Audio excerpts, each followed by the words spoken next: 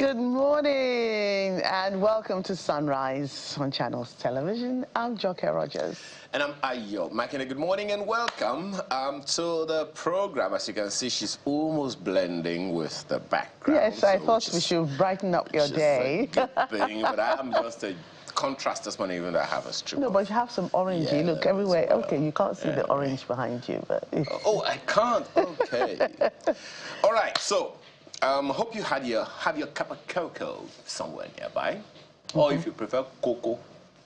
Or as I've brought in coffee, coffee, tea, or just water, really. Some people prefer water. You know, everybody's health conscious nowadays. Exactly. So I saw a video yesterday. I was talking about the fact that one of the reasons that Japanese live longer is that they take, you know, some kind of, you know, special or different kind of they have a different kind of food regimen, and one of them is tea. Yes. And they don't take coffee, unlike some people. Yeah, but you know, I'm not saying coffee is bad, but I'm just saying, unlike some people. I think what they do, and I think the Chinese too also do it, is to pay close attention to the herbs and the God-given plants that God has given us, to pay closer attention to the efficacy, what it can do, how you can use it, and not. Do you understand? So once they do that, it's better. But you know, other people, you just it's you people. Eat the staples and leave the rest. It's you people. So anyway, by the way, one of the things that I think is interesting these days, Joken, is that to a large extent it's a bit of a shock, but thankfully interesting that the electoral timetable has been adjusted. I didn't even know that was possible. Yeah. But it's been adjusted now from February to January. In fact, I was already thinking, wait a minute.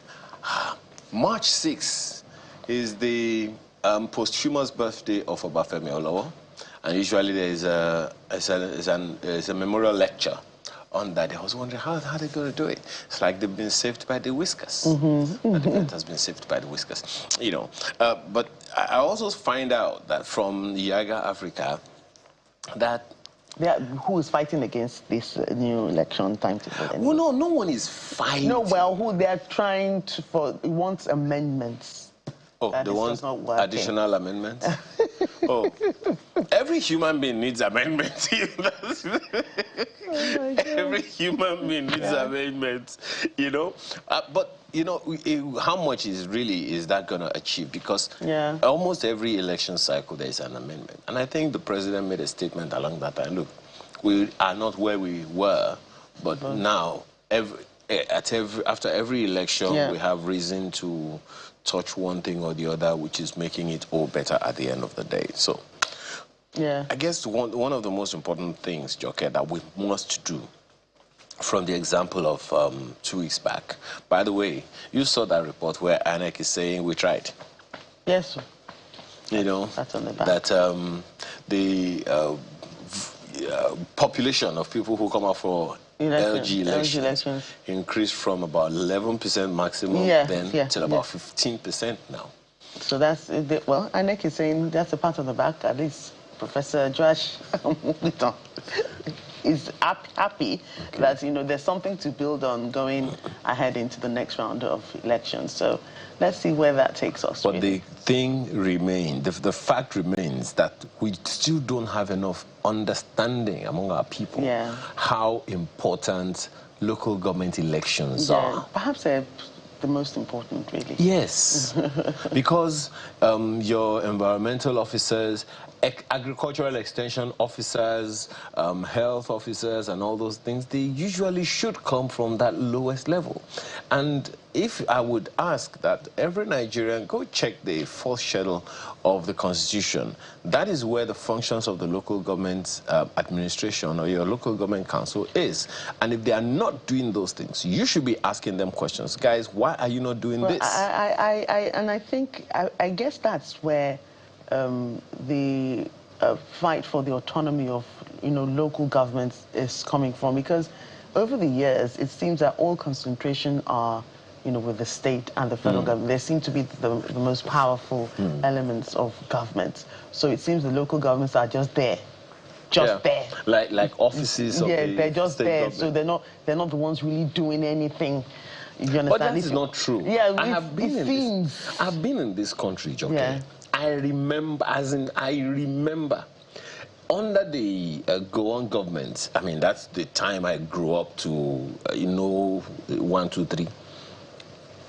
Environmental officers will come to your house. Then there were no fridges. It was just water pots.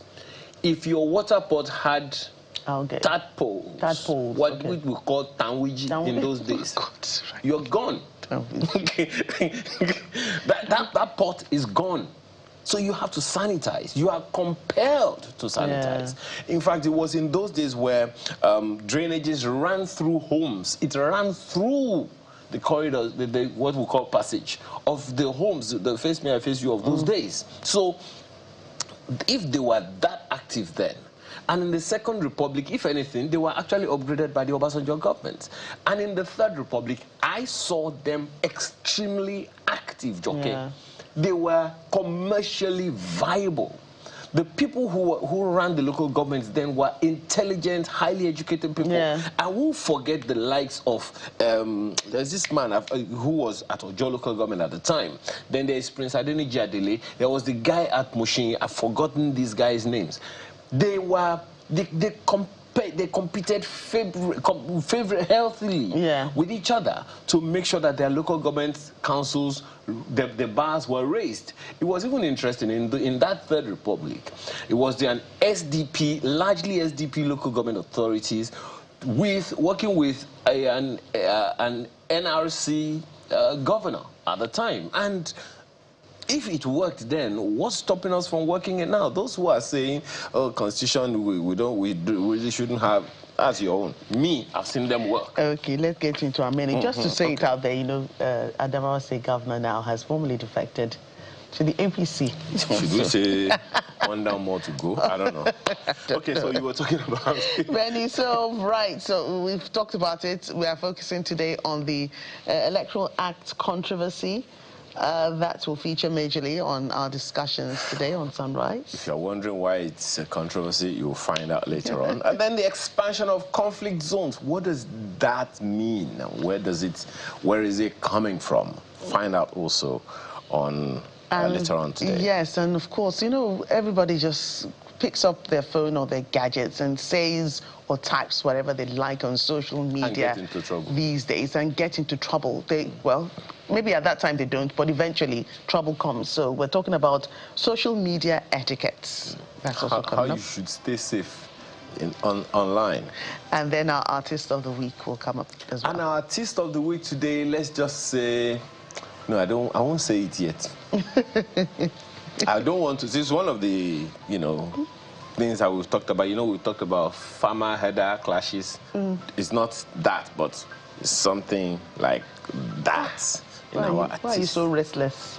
Why you keep your hands down? We'll see you in right back. And welcome back. Of course, we told you earlier that we'll be focusing a lot on the Electoral Act controversy,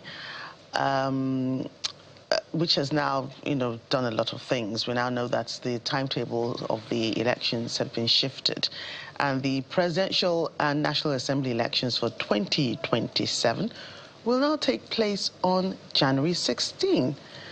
The last time we had it was February, and I remember several years ago I had a significant milestone in the month of February, which reminded me of the elections because I couldn't participate in the, coverage of the elections at that time. I won't say what it is, but, but I'm sure you can guess already. I'll try not to.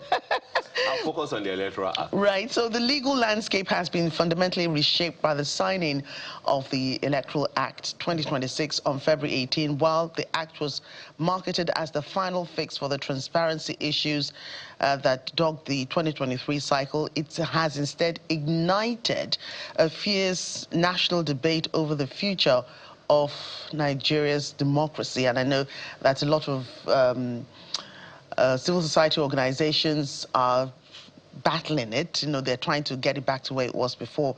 The controversy enters on a critical paradox. While the new law mandates the electronic transmission of results to the INEC result viewing portal, or IREV as it's popularly known, is simultaneously preserves a manual fallback clause. Now, critics argue that this creates a legal grey area where manual forms, which is said to be the susceptible to alteration, can still override digital records in the event of a technical failure. Now, we have several, you know, commentators or analysts to join us this morning to talk about this and unravel it. And let us just make meaning of what all this is. We have Godi Wazurike, legal back practitioner, who joins us in the studio. Thank you, sir, for joining us on the program today. Good morning, how are you? Of course, we have several other people joining us as well. We'll get to them when we do. That's Okoye Obonobla, legal practitioner and former special assistant to President Muhammadu Buhari on prosecution. Thanks for joining us this morning. And we'll also be having Sunusi Musa, senior advocate of Nigeria, who will join us later for this discussion. Right, so, I mean, we called it the Electoral Act controversy. What do you call it? Well, I think it's the Electoral Act confusion. Confusion because for one reason or the other, they take one step forward, they take two steps backwards. We had the 2023 election based on an existing Electoral Act. And from the judgment of the courts during the presidential election fight, we saw some gray areas. So we're supposed to take many steps forward what were to those correct. Gray areas? First and foremost, what was the status of the IREF? And they kept on emphasizing, oh, your votes will count, people will see everything is there for you, no hiding. Increase a little. Of course, they told us it was a ditch. Increase the volume. And the contestants went to court saying, look, based on the law, including IREF, the justices said no. There is no legal status for IREF. It's just a viewing portal. You look at it, you go away. You can't even tender anything from there. So we said, fine. We're going to make amendments to make sure that transmission is instant and is legal and is binding on all. So there will be no dispute whatsoever. Everybody moved, and we're told one panel or the other recommended having transmission electronically instant. As they are voting, people are seeing the results. By the time the House of Reps met, yes, they were on the right track. Then the Senate came in and removed most of those things and made it optional.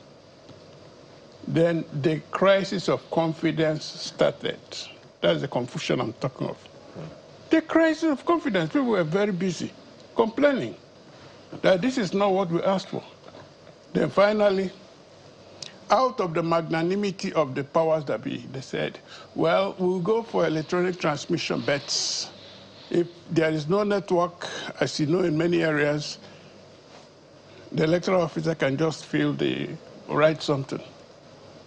And that one they have written is the one that is binding.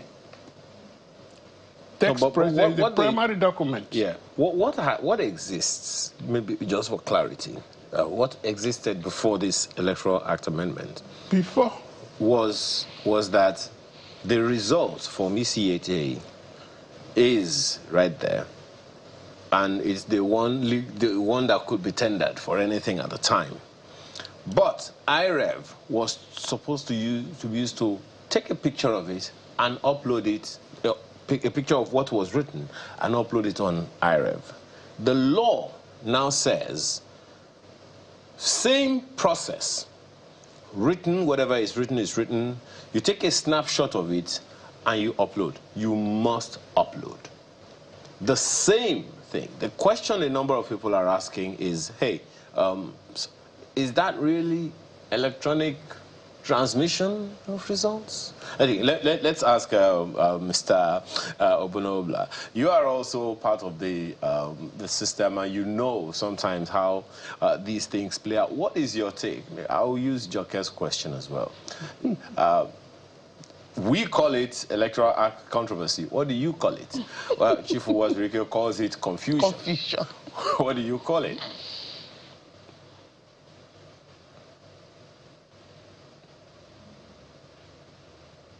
Oh dear.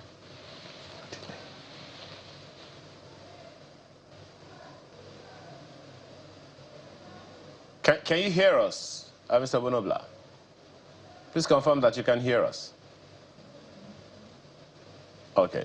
Well, we'll work on that one and get back. So, What is missing? Let me answer that question. Yes. Is instantly. Okay. In other words, first and foremost, the difference is that in the past, the man writing it, nobody questions him. But now, we are saying transmit electronically instantly, okay, not later. We'll come back to you immediately on that one. Mr. Sunusi Musa is also with us. He joins us virtually. He's the senior advocate of Nigeria. Thanks for joining us this morning, sir. Thank you very much, sir. Yeah. Good morning. Yeah, as I said, we have called it Electoral Act controversy. What do you call it? Well, it is normal. You know, in politics, there is nothing new about this. Every time Electoral Act is amended, it's natural it will generate controversy from 2002 up to this moment. If you remember, in 2002, the Electoral Act, after the election, the court had to pronounce that it was unconstitutional, but because election had been conducted under it, so it cannot declare it a nullity. So there is no time that you will have an Electoral Act that is passed and all politicians that are contesting election under it will be satisfied with what is stated there. So for me, it is a continuation of the ritual that normally happens every year. So either calling it controversial or whatever, it is the expression of the opinion of the people and what is happening, and that is the beauty of democracy. It has a problem where some people are raising issues about those things. Yeah. For instance, the opposition parties, opposition leaders actually, have rejected the act. They say it's anti-democratic. So perhaps the question that I would want to ask you is, as a legal practitioner and a learned silk at that, a senior advocate of Nigeria, what are the issues that are likely to come? Yes, there are those who would say the issue raised by Chief Uwazurike here, that the courts said IRF was not a legal inclusion. It is now a legal inclusion. Yet, opposition party leaders are raising issues about it.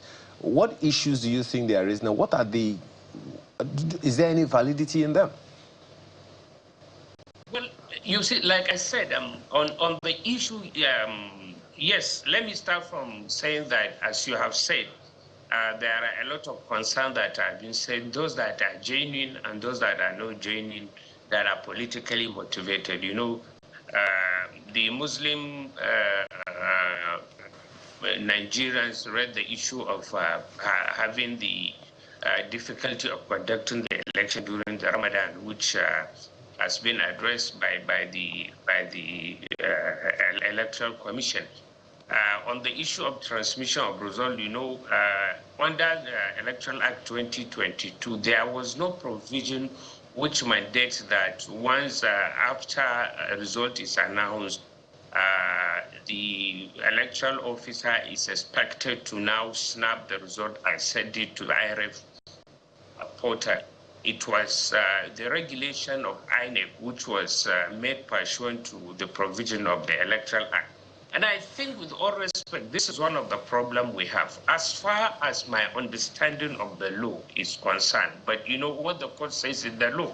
But we have the right to places to criticize what the court says. And I think, let me exercise that right. Saying that what IRF or result that is transmitted is unconstitutional, with all respect, I think that is that cannot be the intendment of the Constitution, because one, it is the Constitution that empowers a National Assembly to make Electoral Act. And the Electoral Act also gave INEC the power to provide rules and regulations concerning the election, and to some extent the Constitution. So, and we have what we call subsidiary legislation. You have the Constitution, and then you have a legislation, which is an act of National Assembly. Then you have regulations that are made pursuant to that act of National Assembly, which the electorals normally, there are rules and regulations issued by INEC, which are called electoral guidelines. And it was there that the issue of transmission of result was included. But now the court in their wisdom said that you cannot rely on that because it is not provided in the Electoral Act. Fine. Now we have a situation whereby, I mean, almost verbatim what is stated in the electoral guidelines, it is lifted and put in the Electoral Act, which now made it mandatory for the electoral officer, after conducting the election, after entering the results in the from EC80 form, and after signing it, and after agent have signed it, to now snap the picture and send it to the IRF portal. Now, the act went further to say that, but the one that is fit, it is the one that will be used for the purpose of collation of results. So, to the extent of my understanding of the law, I can't see anything that is there that you say that it is done out of the ordinary. And what do I mean? You don't expect that when we go to the Ward Collation Center, where you are going to use from EC8B, now that the Ward Collation officer will now have to start going to IRF for him to get the result there. No, that is not the intention. Because normally, after filling from EC8A, the electoral officer will take the original. The next one will be given to the police. Okay. Then the rest, as they are, will be given to all the agents of the party. It seems, as the president said, my apologies, it seems, as the president said, that the whole process is still largely manual. It's just that, you know, the electoral, the electronic aspects have to come in. But let me quickly take this to Abuja. Mr. Obunobla, can you hear us now? I can hear you. Thank you very much. So the first question I was asking you, which unfortunately you couldn't hear, was, well, Chief Wazirike calls it Electoral Act confusion. We call it Electoral Act controversy. I wonder what you call it. Well, I will call it a very innovative, progressive piece of legislation, and that tries to balance all the competing interests. Law is on some jurisdiction, like there's a sociological school, there's a realist school of jurisprudence. There are several schools of jurisprudence or law, philosophy of law. It says, look, law, is a balancer of competing interests, particularly in a diverse society like Nigeria. So the law will try to balance all the competing interests. Some people were advocating for transmission of election results. And some people were saying that because of the peculiar infrastructural deficit we have in Nigeria, there are many parts of the country where you cannot have a network, and internet network. So because of that, there should be a balance. Let us have manual collation of results or transmission of results when internet fails. So I think that is a balance between these two extreme positions. And it is good for the country. We shouldn't do something that will compromise the election. We saw that even in advanced democracies like the United States of America, 250 years of the practice of democracy, we still have contentious elections. We heard President Trump, saying that Biden didn't win the election. So you also heard him, he was threatening some few weeks ago that if the midterm congressional elections is held in favor of the Democratic Party, he was going to nationalize the conduct of congressional, elections. He would take it from the states. Just one second, if you can and the hear county me. councils. My apologies. If you can hear me, Mr. Bonobla, just one second. The issue you raised about network, a good number of people have sort of debunked that. So on the one hand, you're saying, and a number of people have said the same thing, that we should be cautious about electronic transmission because of network. But there is hardly any area in Nigeria where there is no POS. In fact, there are those who reference the fact that in this same country, in those so-called ungoverned spaces, non-state actors make calls to demand ransom, and they're able to get through. Are they using satellites? So how would you respond to that one? I would disagree with you. Let me give you an instance. Just 2 weeks ago, I was in Abuja, and I needed to send money to somebody in crossover state. And there is this platform that is very efficient, Money Point, or Pay. They are very efficient. Their IT system is very good. But I sent money to somebody, and the person did not collect the money till this moment. The person has not collected the money I sent to him on the 16th of February, 2026. So there is there's nothing that is so perfect or excellent or seamless. Okay? Even artificial intelligence sometimes fails. So the fact that there's connectivity does not mean that it cannot fail. It can fail any second. And if it fails, then we should resort to manual so that the election is not stagnated. Okay. We have to be very careful. Also, let me give you another instance again. There was a time I took Access Bank to court. I got an account, and then I paid money, and the money went to a different account. I wrote to the bank that this is what has happened. They traced the money to a different account. But I had to go to the Competition and Consumer Protection Tribunal to get back my money. And it took almost 1 year. Let's just hope, Mr. Bonobla, that you were able to get your money back. But that's one argument, one way to look at it. Just 1 second, we'll come back to you shortly. Another way to look at it, Chief Wazirike, is this. There are those who say, and it was on this program, I think 2 weeks ago, that we spoke with some tech experts. And I asked them, these are people who are also in not just, using and all of those things. They are also what you call ethical hackers. And one of the fears that have been expressed about the process is that of hacking. Yeah. You would remember that INEC said that the reason they had issues in 2023 was because of millions of attempts to hack the system. So that's one. Another I leg to it is, since we are talking about transmission and all those, there was a scenario that played out recently where someone downloaded the Form EC8A, a particular Form EC8A, altered it, and uploaded it again on the same platform. And of course, I think it was Grok on X that was used to find, what all of that is. So perhaps that's one of the reasons that people are saying the balance is fair. Well, let me just say this in all honesty. Any part of the world practicing modern democracy goes for electronic transmission instantly.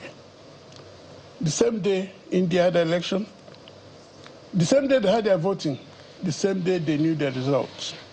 Because within every 1 hour, you notice something. United States will saw their own.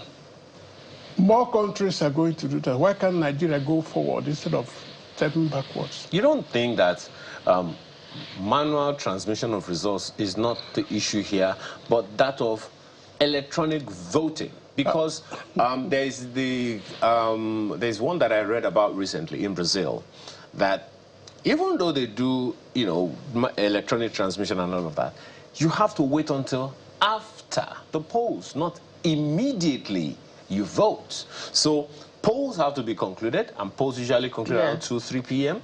So it was only after then that they will now still have to do what they need to do, take pictures and all those things. In fact, when we read the news and we talk about elections in Africa, in other parts of the world, we usually hear the results will not be known until 2 or 3 days, until X number of days, and all that. So how are we any different? Let me tell you something. India is one of the most complex countries in the world.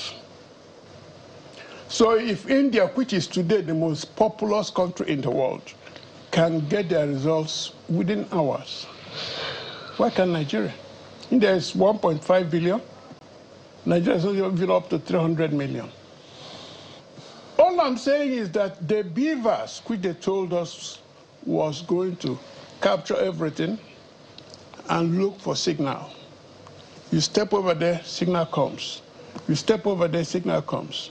But not in Nigeria, because they say the electoral officer will decide when he has network, then he writes it down. We saw it in practice in Abuja, where how many voted? 230. How many online? 230. Result, one party got 1,200 something, and it was uploaded. It was only recently that INEC said, no, we have cancelled it. But it was there. We knew that for many years, you see results showing A1, B1. This is the winner. But the person sworn in is different. So we're talking of going forward. We're not talking of going backwards. Don't give them discretion whether there will be a network or not. I send money to my place. If you go to Mbano, they'll receive it immediately. I send money to Munguno, they'll receive it. But when it comes to election, the governorship will go. House of Assembly will go. But that of the presidential election will have a glitch. This is man-made. Do you know that up to today, the certified true copy of the presidential election results have not been released? The contestants said, give us, they said, we'll give you. They never gave them. Court said, bring it. They never brought, till today.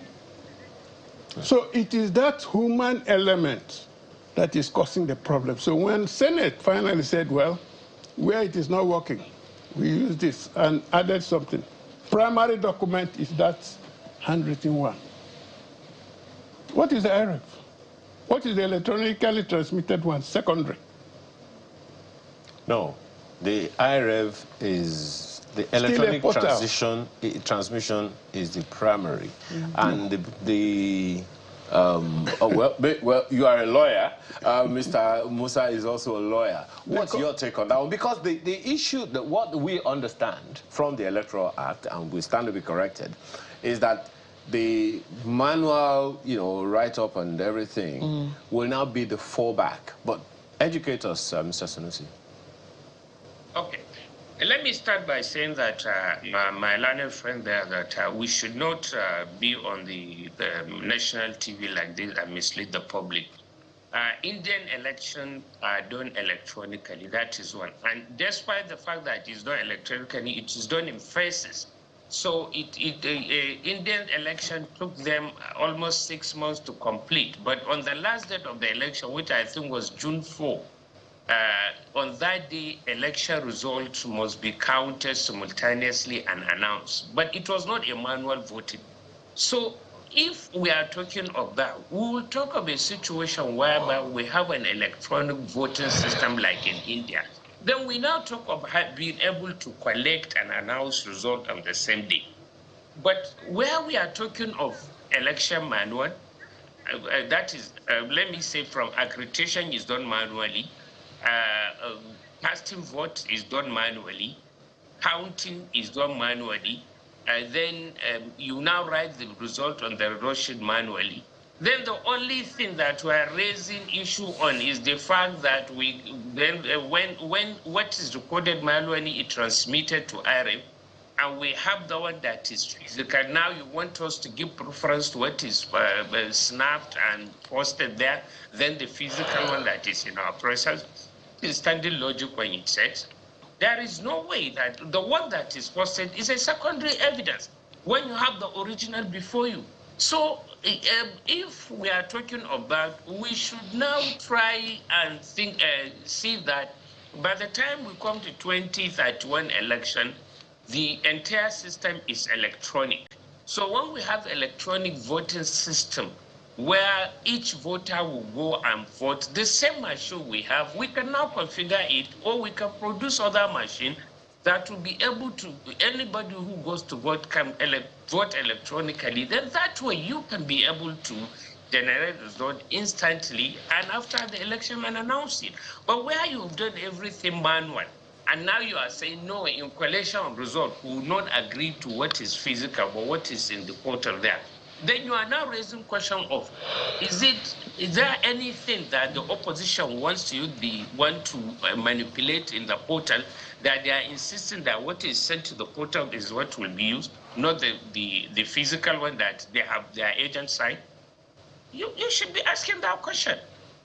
So as far as I'm concerned, the issue of saying that we must use what is an IREV is neither here nor there. You know, the last election, PDP candidate built his election petition and they claimed that he won the election based on what is an IREV in his own thinking. And you know, in Kaduna State, I remember the governorship election, which I was part of.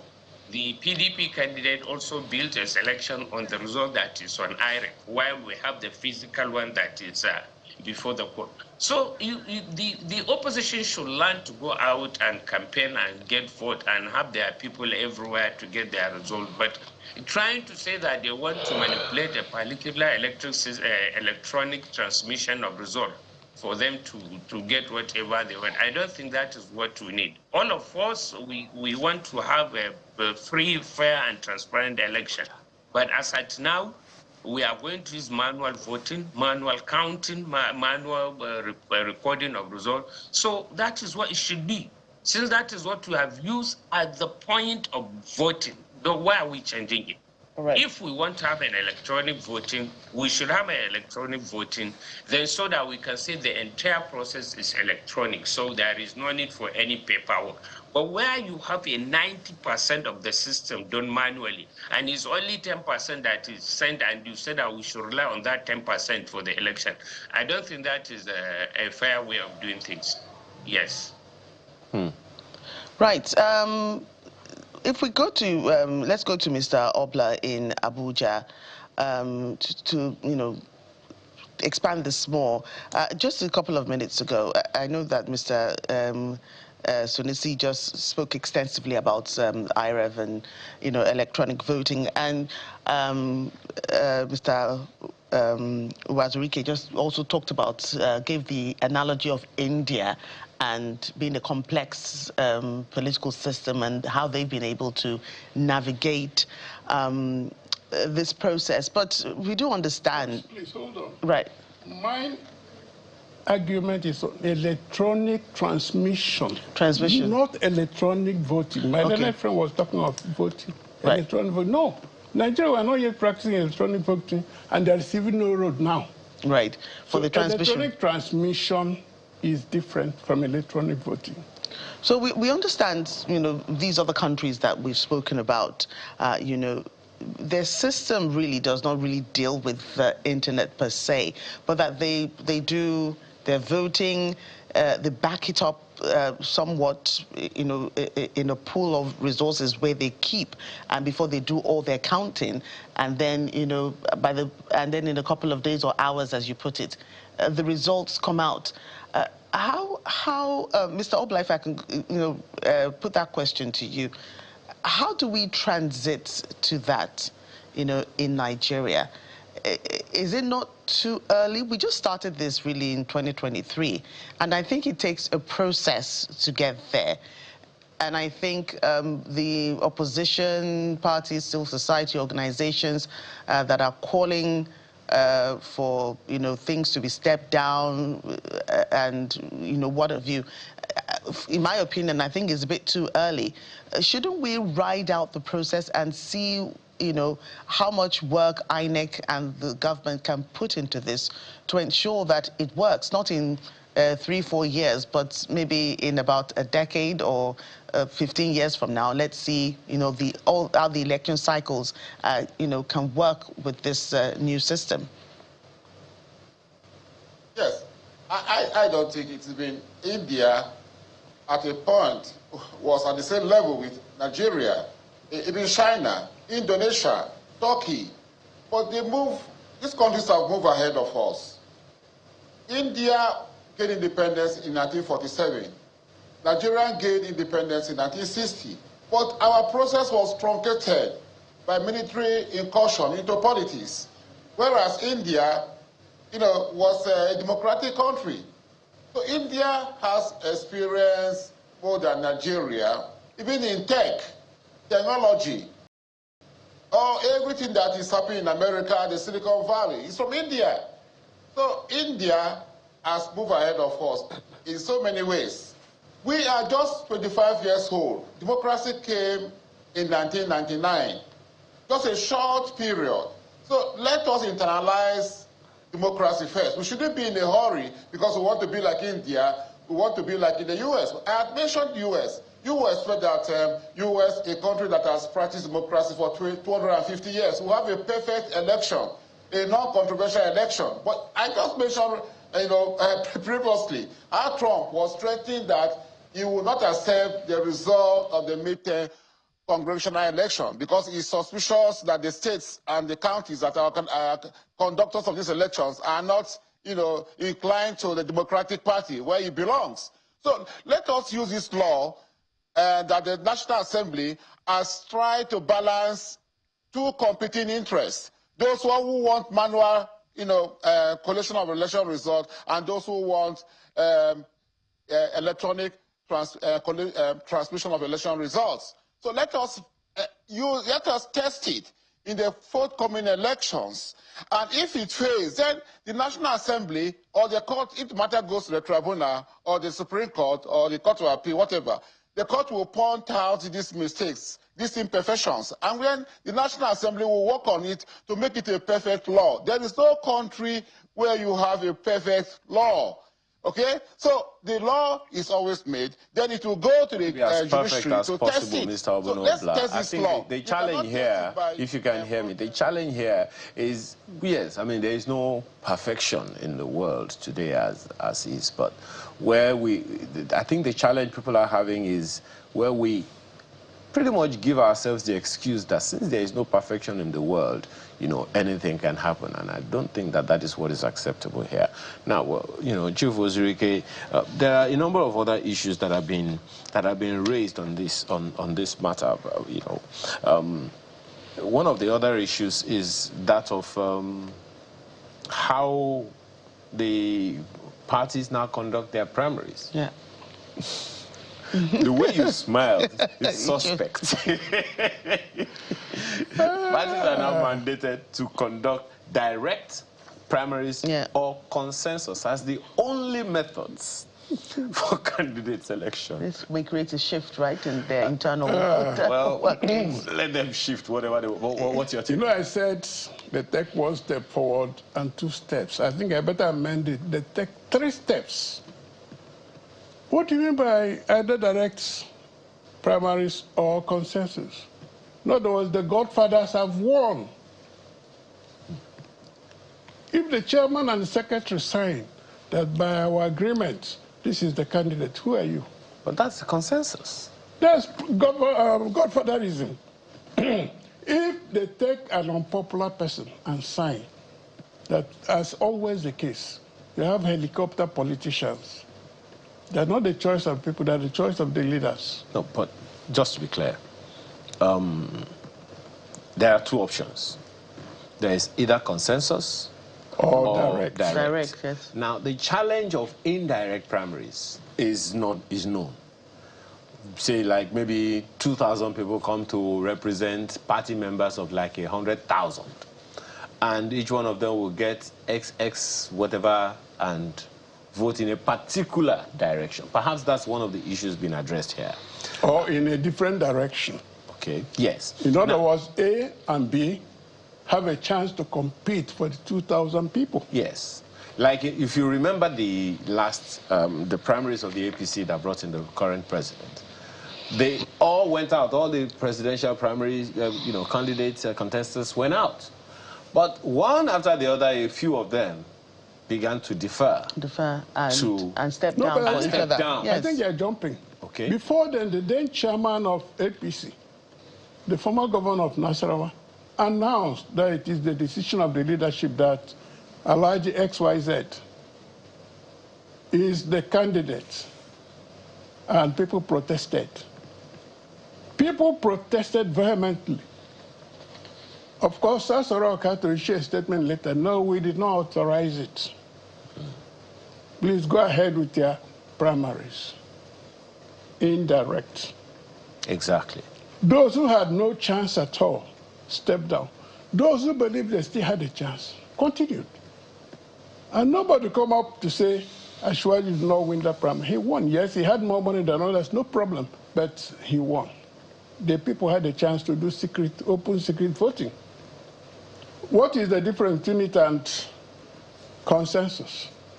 That day, the chairman of the party will meet with the secretary, and they all sign by the consensus agreement, this is the man. And that Alhaji from Yobe will be president today. Give the people a chance, either direct or indirect, but never in a boardroom you decide who. I mean, well, let me ask, Mr. Sunusi, what your take on that is. Because I'm not sure how frequently I've heard consensus candidature in our elections since 1999, but we have had indirect primaries in Lagos, and everyone who is a member of the party had a say in who the candidate was or would be at any given point in time. The challenge of indirect primaries is known, but then he's also raised a very valid point in the fact that consensus means, as some people will say in Lagos, Babasokwe, meaning the godfathers have spoken and that is it. So what's your take?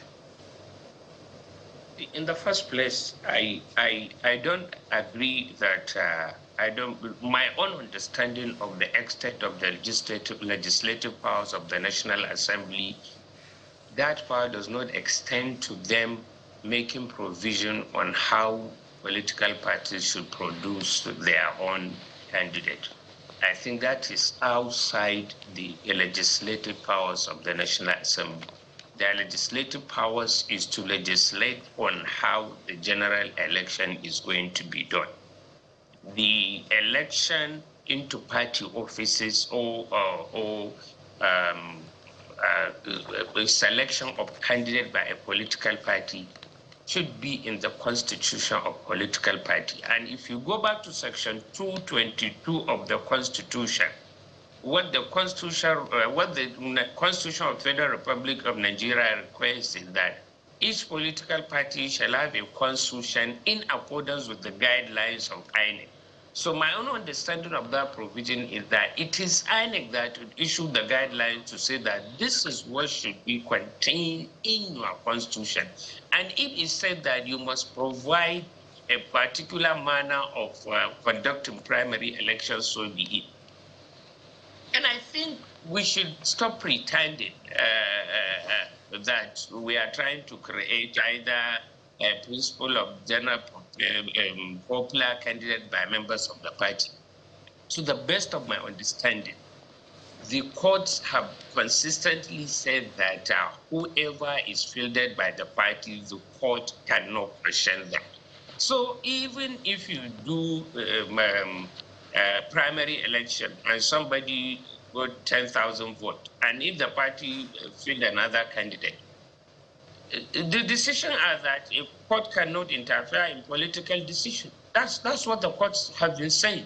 So as of today, I want to give you an example of the last election whereby even the Electoral Act that mandates that each party must submit a membership register to INEC 60 days before the primaries. And a particular governorship candidate that emerged and his name was not in that register But Supreme Court said no, they cannot interfere. Once the party failed him, either as a member of that party at that time or not, he is still the candidate. But whereas membership of a political party is a constitutional requirement for anybody to contest election. So I think those are areas that we should just, as far as I'm concerned, leave it as it is. But then let me also say this. I don't hold the opinion that direct primary election is better than indirect primary. As evil as it may appear, as far as I'm concerned, and the little I know about election process, conducting indirect primary election is far, far much better, more transparent than the direct primary election. And why am I saying this? You have a situation whereby if the parties don't even have a verified register of its members, now, how are you going to conduct the primary election in direct primary? Are you saying that INEC is going to provide the register of members that is submitted to each polling unit so that you know the number of registered voters? Because you cannot go to an election to say that you have 1,000 members in a particular ward, and now you end up having a result. Somebody has scored 2,000 votes and the other one scored 1,000. That is invalid. So you must have a verifiable party register that will use to know that before going into the election, you know the total number of vote, the expected number of votes to be cast at the election. But that is not what we have today.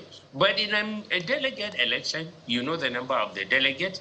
So if there is overvoting, it can easily be detected. If you bring somebody who is not a delegate to vote at the election, it can easily be detected by the candidate.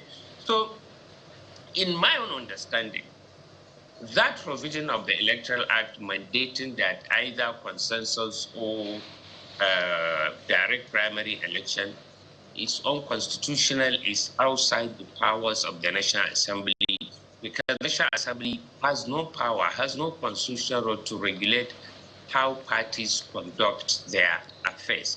That is one. Then secondly, since it is a law now, unless it is declared void by the National Assembly, by the courts of law, in my own understanding, indirect primary election is far, far better than what we are going to bring now, because you have a situation whereby you have people line up and queue up and vote for a particular candidate.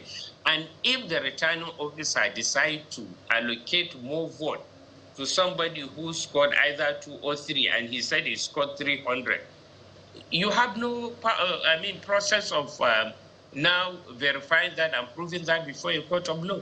So this I think the previous provision is better, either direct or indirect primary election or consensus. Whichever one the parties wants to do, fine, they will do it. But now having this one saying either direct or consensus, it's somehow. I'm making provision for the trillion tax for the consensus. Right, thank you. Yeah, thank you. Right, I mean, that is very robust and quite understandable too. Chief Wazirike, if I should just, come back to you on that. You talked about it too, and he had said it at the beginning. You said you described it as, confusion. And what that, but do you think there's also confusion surrounding the determining pre-election matters with the shortened period of time? Then on this timetable, where we now can have elections, the first set of elections in January, early January for that matter. I think January 16. So what do you think about this shortened period of time, the notice that INEC has given? Well, anybody going to contest election knows what to expect, and I'm happy INEC has also released a timetable. And many candidates are agitating that the time is too short for them to compile their electronic membership. Yes. INEC is a flexible body. It should also listen. If there's any reason to amend, please, they should do so. It is better to amend than to stick to something that will cause confusion. The pre-election issues, time for primaries, which, as far as I know, should start from the ward level to the local government level, to governorship and presidential. So they are going to be too busy with getting ready. for that big battle. Whether they will meet up, I do not know. We have 774 local governments in the country, and each of them must organize. So the richer political parties have no problems. The poorer ones just have to lag behind. But when it comes to timing, all the smaller parties are in trouble. They can't cope. The organized ones, I know presently one political party is like an octopus everywhere. They may not have too much problems. But satisfying the electorate or producing the result we want, which is the choice of the people, has become a problem. All we hear every day is complaint, complaint, complaint. Yes, the prof has just come in, but he has been a professor as well as practicing, because he has been in the game all this time. He knows what, he's not a novice. So, first and foremost, learn to avoid the pitfalls. Okay. Or as Okadibo will say, the banana peels. Avoid the banana peels. Okay. So that you go out with a good name. That's what I'm saying. Well, Mr. Obono-Obla, you want to share your last words as well? Yes, that is why I described the 2026 Electoral Act as a very innovative and progressive piece of legislation. I am excited on the introduction of direct primary election.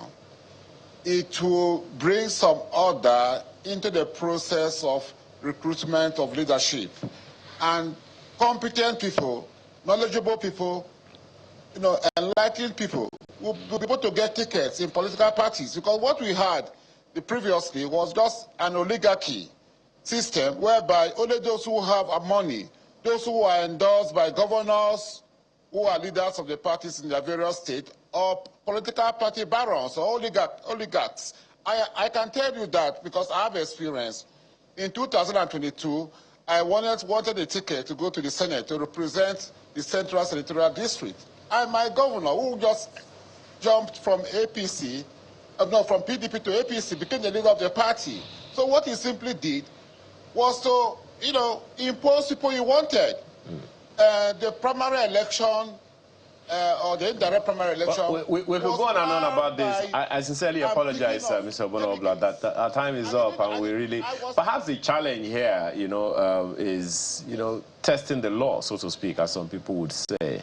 Well, any other amendment now to the amendment that's just been made by INEC means that we have to delay the timetable and possibly even have the elections on May 29 next year. But I don't think that's going to happen. Thank you so much for your time this morning, Mr. Okoy Obono-Obla is a legal practitioner and former special assistant to the President Muhammadu Buhari on prosecution. We've also had with us Mr. Sunusi Musa, who is a senior advocate of Nigeria, joined us virtually, as well as Chief Godi Wazirike, who is a legal practitioner. Thank you so much for your time this morning. Thank you. Thank you very much. Okay. I didn't get any copy from you. Well, no cocoa. It's her. She's the one that should give you coffee. Or cocoa or cocoa. That would have been me. Or maybe some of that time. Thank you so much for your time. Now, we've had a conversation around Electoral Act controversy, which is already causing some conflicts here and there. And by the way, talking about conflicts, that's our next conversation. Please do. Welcome back. Well, thank you so much for staying with us on this program this morning.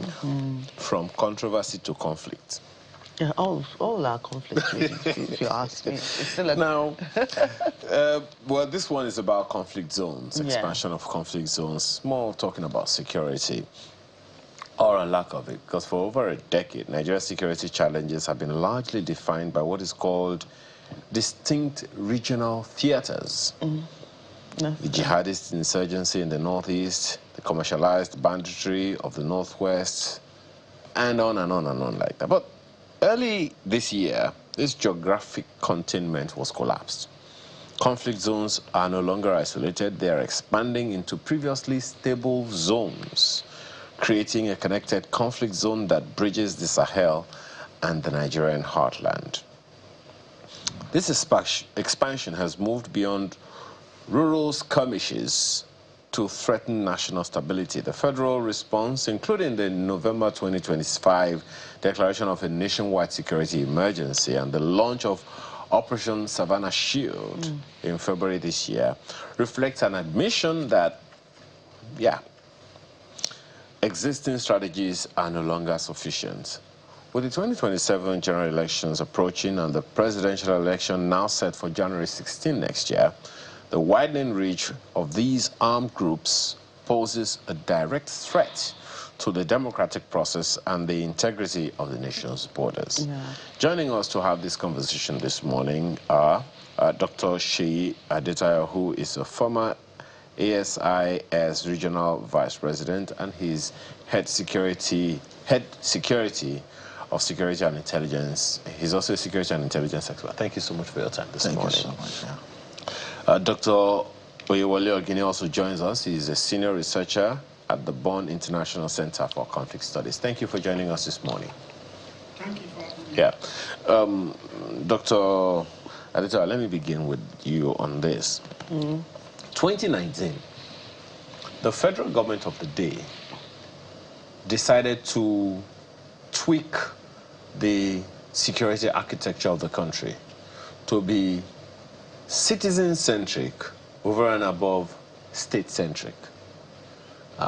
I read that policy or positioning or whatever, and I felt that, okay, finally, maybe, we'll be having a security architecture that is tweaked towards protecting the people as opposed to protecting the state. But I'm not sure much changed at that time. Perhaps that is why we're having this evolution that we're having. Well, to me, it's more about semantics, because at the end of the day, the people makes the states. Okay. So if the people are protected, the state is secured. And it's more about how we implement those policies. See, we've seen several committees, people coming together, think tank groups, and coming up with, and at the end of the day, the people who are supposed to implement it, how much of understanding do they have on the document before them? I think the difference between what we used to have and what we're having now is that we have people on the side right now that we can actually beat our chest to say they have good grasp of the situation on ground. If you look at the leadership that we're having now, the head of the DSS, very brilliant, sound intelligence guru. I'm also happy with the appointment of Chijudisu into the Nigerian police. We know this man is a grassroots police officer, the man who always lead at the front. And if you see the successes he recorded while he was in charge of RRS in Lagos, the good guys. He created the good guys, and we saw, people-centered police operations where your vehicle broke down and the police officer will not only stand by you at night, they will always also escort you home to ensure that you are home. And, that also gives them confidence that, there's hope when we have the right people, at the saddle of, and we've seen what, reports coming from the Nigerian Armed Forces as well. We've seen people saying good things about General Chris Garuba and also the head of the Nigerian Army. And I believe that with these eggheads, coming together, being able to interpret, the document before them vis-a-vis the dynamics of what we are having. We shouldn't forget the fact that this problem we are having were largely created by insecurity and destabilizations of other nation states around us, creating a difficult situation for us in Nigeria.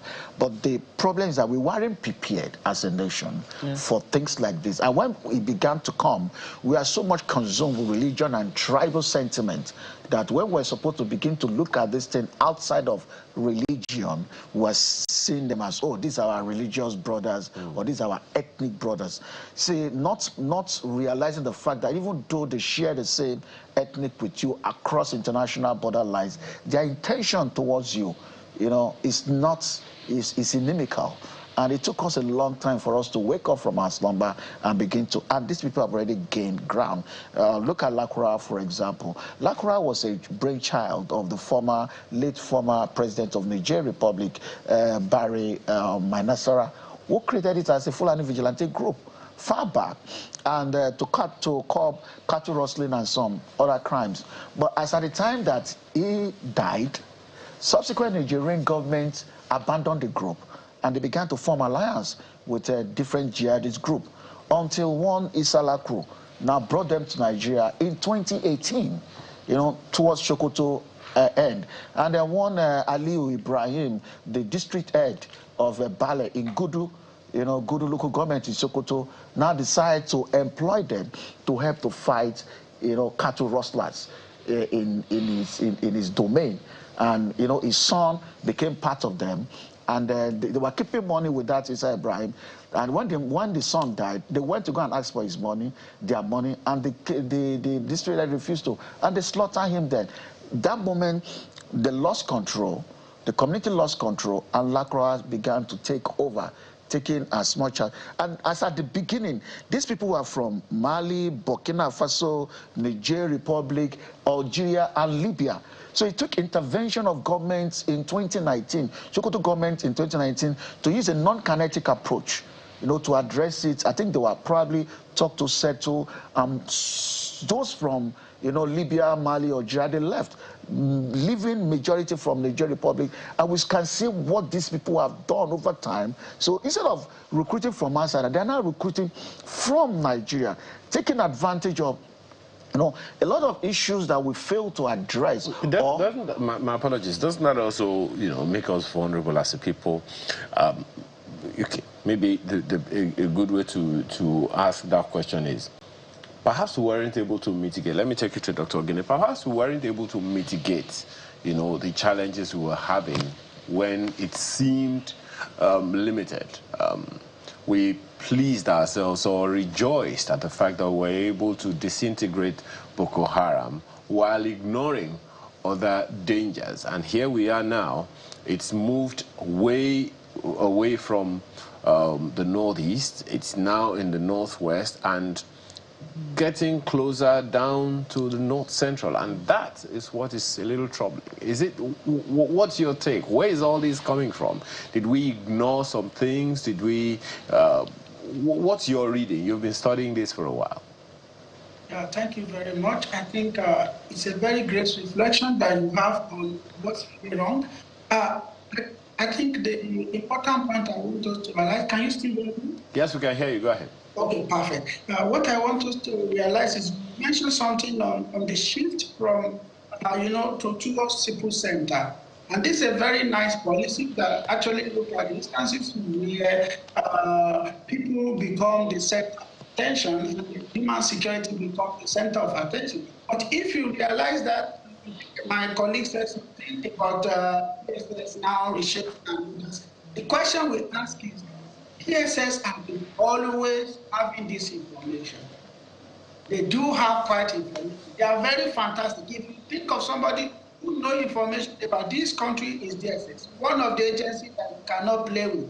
But the question is, how are we using this information? How are we translating it, not just only from the kinetic part where we arrange the presence of military or station police somewhere, how is it translating to the local area, for example?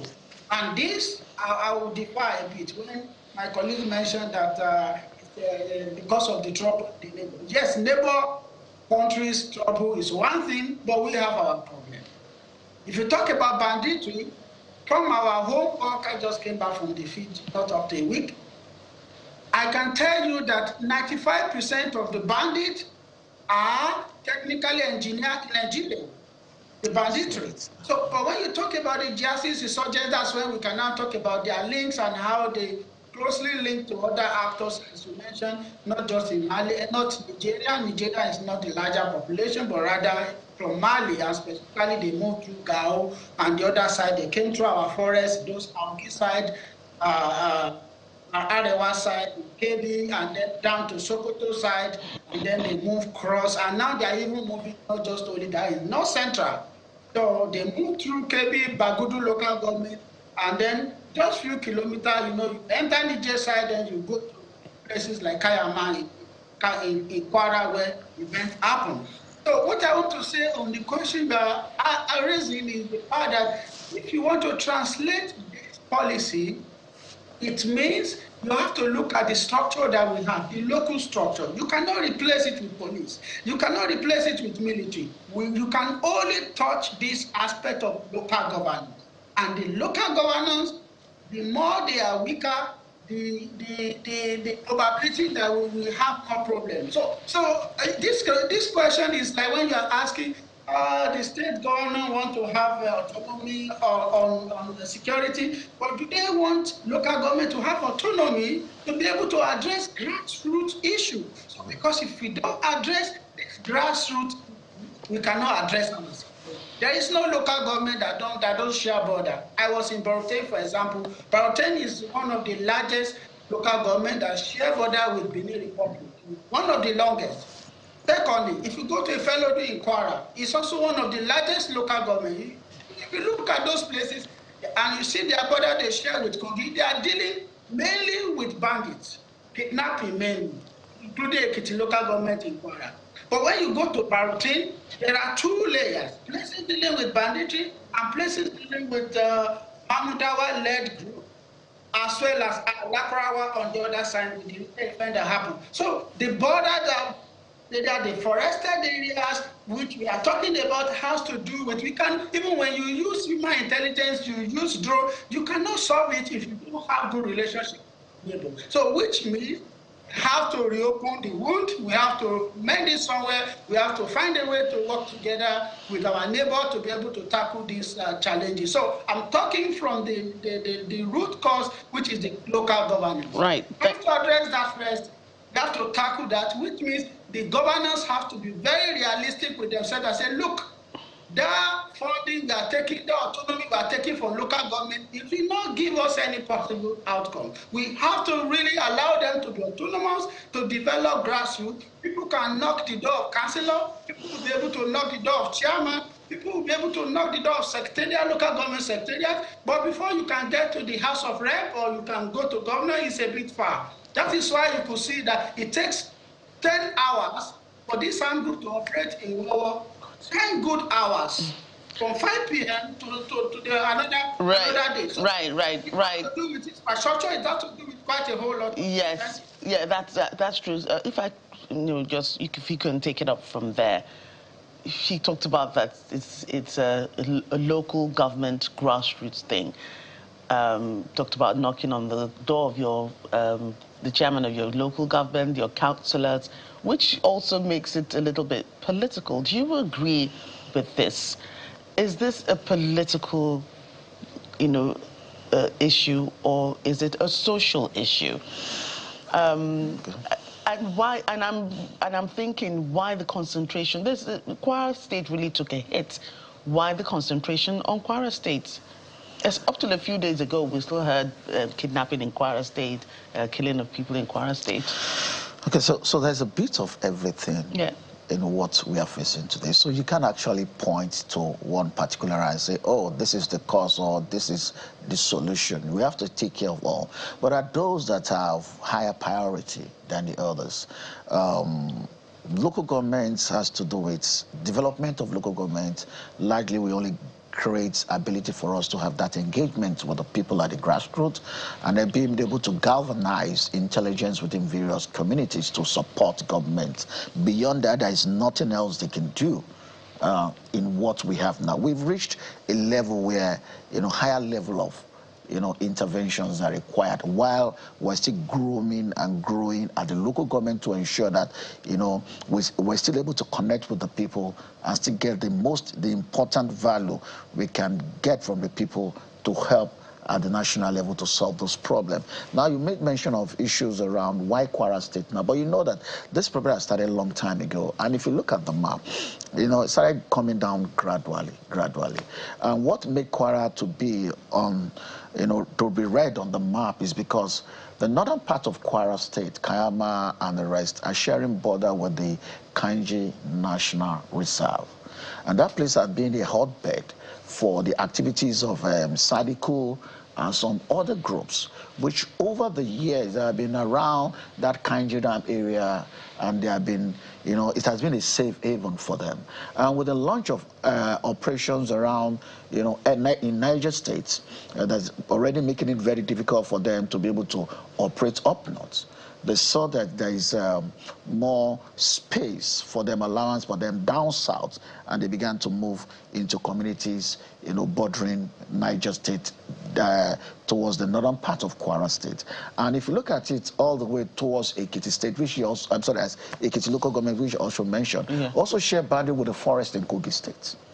And we know that Kogi has been hotbed for ISWAP activities for also a very long time. And so what about Ondo State as well? Ondo? Yes. Yeah, if you look at that, see, there have been reports, even a leaked report from the DSS, where DSS sent a report to the Ondo State government some time ago that, you know, telling them what they have done to curb the arrests that they've made of all these insurgent groups and terrorist group. Then the report or the letter was sent to the head of the military. I think there's a brigade commander or so, for them to be able to support with mop-up operations as a follow-up to what they have done. Which means that, you see, at times, lots of things are happening that we are not aware of. Yeah. It's only when we see some of those few leakages, that's where we get to know that, oh, so these people are being open. Do you know how many times that they've arrested terrorists in Lagos? But if they announce this, people will be jittery. It will affect investment into Lagos. So that's why organizations like the DSS will do its job quietly and seamlessly. They will do it and they will mop up all those so that economic activities will continue to go on while they will continue to do. Should we then say, Dr. Adetayo, that this whole noise, because there are those who have claimed that the humongous noise we hear about all of the insecurity in the country is usually to create political narratives or narratives for political advantage. Of course, we can't take that away from it. You know, we are human beings and people will continue to play politics, and we play politics for different reasons. Even some within even the ruling party might also want to create such a politics for relevance. So it's not even all that is even coming from opposition party. There are those even within the ruling party that might want to do it for relevance. So politicians will always be politicians. And when people try to create certain narrative, some might be for attention, some may be for patronage. Wouldn't one say, I sincerely apologize, wouldn't one say then that we have a problem of a lack of patriotism in that? Because if the only reason you are demarketing your country is to gain relevance and political advantage, do you have any love for that country? Well, unfortunately, that's their reality. Yeah. Should Nigerians be concerned about this? Yes. But should you set up ring light every time there is something because you want, you know, social media hype or followership or for it to be seen? The answer is no. You need to consider what I'm about to do. How will it affect more? Okay, for example now, that's attack at Woro. Information was sent out by the community. Somebody leaked it out. It became a public information. The people who wrote them got to know that we wrote you, then you now send it to government. Ordinary issue, if such information should have gone, you know, following the pattern where, you know, that document ought to have become classified immediately and supposed to have been handled. But somebody would just want to, you know, be seen to be, oh, I'm close to source of information, oh, I'm the one that is trending, there's not that is happening now that I don't know, and you see people writing all sorts of things, and they are jeopardizing the life or putting the lives of some people at risk. Recently, the DSS sent a document out, and the document was in the public space.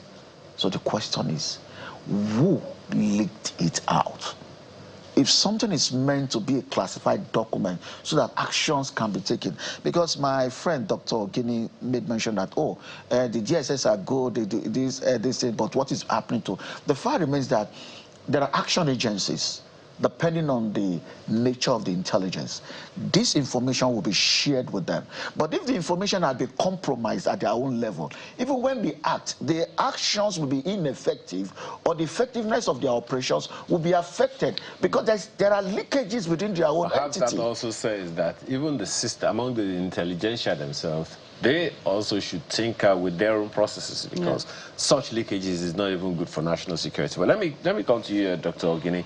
There is that issue, very interesting issue you raised about the local governments being needing to be as active as they be. I mean, I've already been christened as a local government ambassador on this platform, so which is fine. And because I have seen it work before, and if the local governments are as active as they ought to be, the governor may not be as troubled as he is. We remember in the days of Fashola as governor of Lagos State, he went everywhere himself. If the local government administrations had been as active as they should be, I don't think we'll be having that kind of situation on our hands as we are having it now. Now, to this that you are speaking, do you see any political move or any pragmatic political moves, particularly at the National Assembly or the presidency or even the state governor's level, to say, let us empower these local government administrations so that they can be what we expect them to be, as some military officers that we've spoken to on this platform has said, that's the first line of defense. But it will seem like no one is looking at it that seriously, even though the president is vehement on that conversation. Yeah, thank you very much. It's like the statement President made about state policing. You know, I find it very interesting, but you know, it's more or less like, yeah, we want to have control over our state, but we don't want local government to have the autonomy. We are not solving the problem. No matter how state security policing we establish, they can never be effective. They will never tackle the situation without addressing the local government issue. I think you already raised the point. The National Assembly already did where there are laws that have been assented, but the governors are playing politics with this. They do not allow this local government to be autonomous. They need to allow them to have access to their fund, as is constituted in our constitution.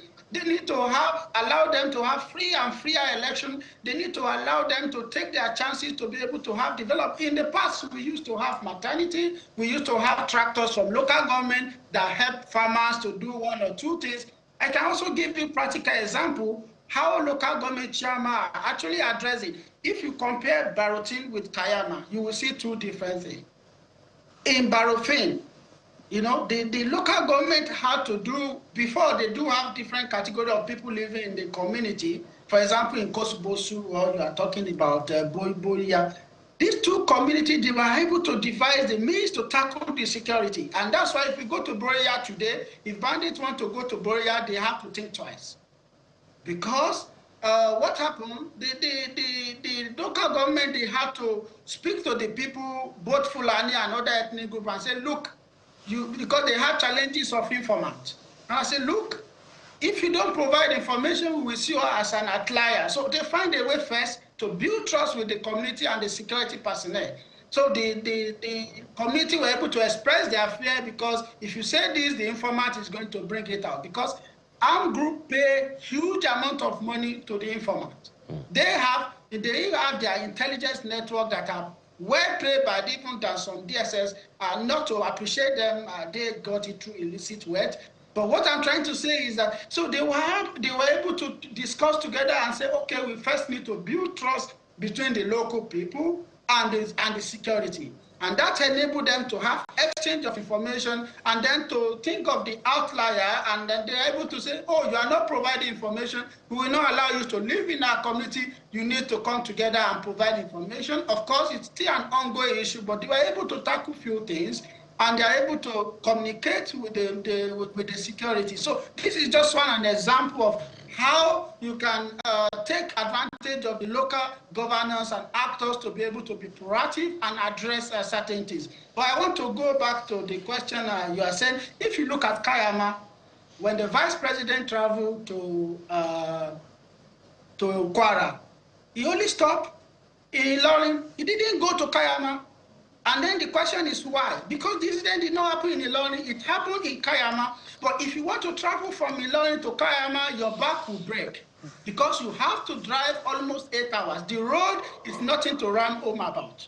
So think of it, from Kayama Secretariat to Wawa, you have to drive about 2 hours in a very rough road, not even accessible. It's closer to go from Niger State, from Wawa, the other side, which is about 26 kilometers to Wawa, than to go from Kayama. This is about accessibility. So, and this accessibility are always used by the armed group. For example, armed group are able to overpower community that have limited number of people compared to villages or community that are larger. So infrastructure, ability to communicate, to have phone, to have services, all this play a role on how people can give up to support armed group or to withdraw or to support state. So there are few elements within the community that can be resolved if the local government is effective, and that will help.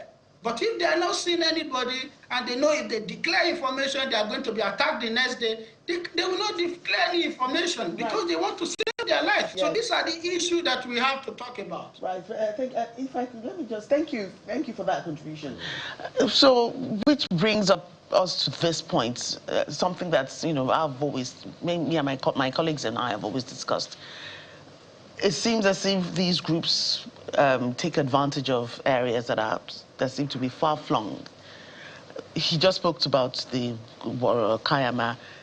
From Ilorin to that place is about 8 to 10 hours, and our correspondent also said so, that to travel there takes a long time. It's like going from Lagos to up north by road all over again, take that amount of time. So, which means that the groups attack first and then we respond. I think ours is always response. There's an attack, then the troops or the security agents now go there to keep peace, to make it calm, and to... Well, the attack has taken place already. But people have died. It's because they have the advantage of choice of targets. Yes. To attack. You see, we're talking of large communities spread everywhere. And there's no amount of security you try to put in a place. You can't cover everywhere. So if you are here today, they will go to somewhere else where you are not there. Yes. And if you decide to move there, they either come back to where they were before or go to somewhere else. So we're dealing with a very big issue. And like I've been saying before, we first of all need to clear the forest. If we're able to clear the forest, disrupt their logistical structure, disrupt their value chain, scatter them, it will be difficult for them to be able to regroup. Then we can start picking them one by one. As long as they continue, you know, to sustain their base and launch operations, then it will be very, very difficult for us, because over time they will have done their reconnaissance, you know, case where they want to attack, and the decision to attack is not, those decisions are not taken overnight. Like a month ahead, they say we're having interest in a particular community. They will have sent people ahead.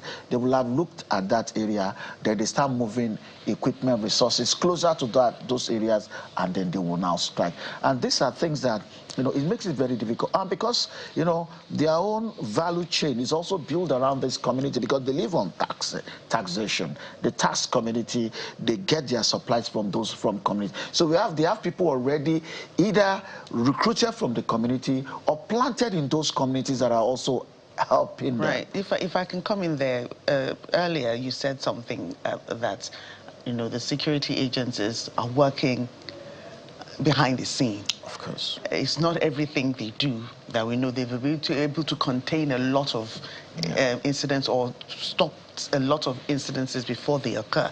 If that's the case, and how come these groups can carry out, you know, their reconnaissance? They can send people ahead, like the disciples, go and look ahead and see what targets we can attack.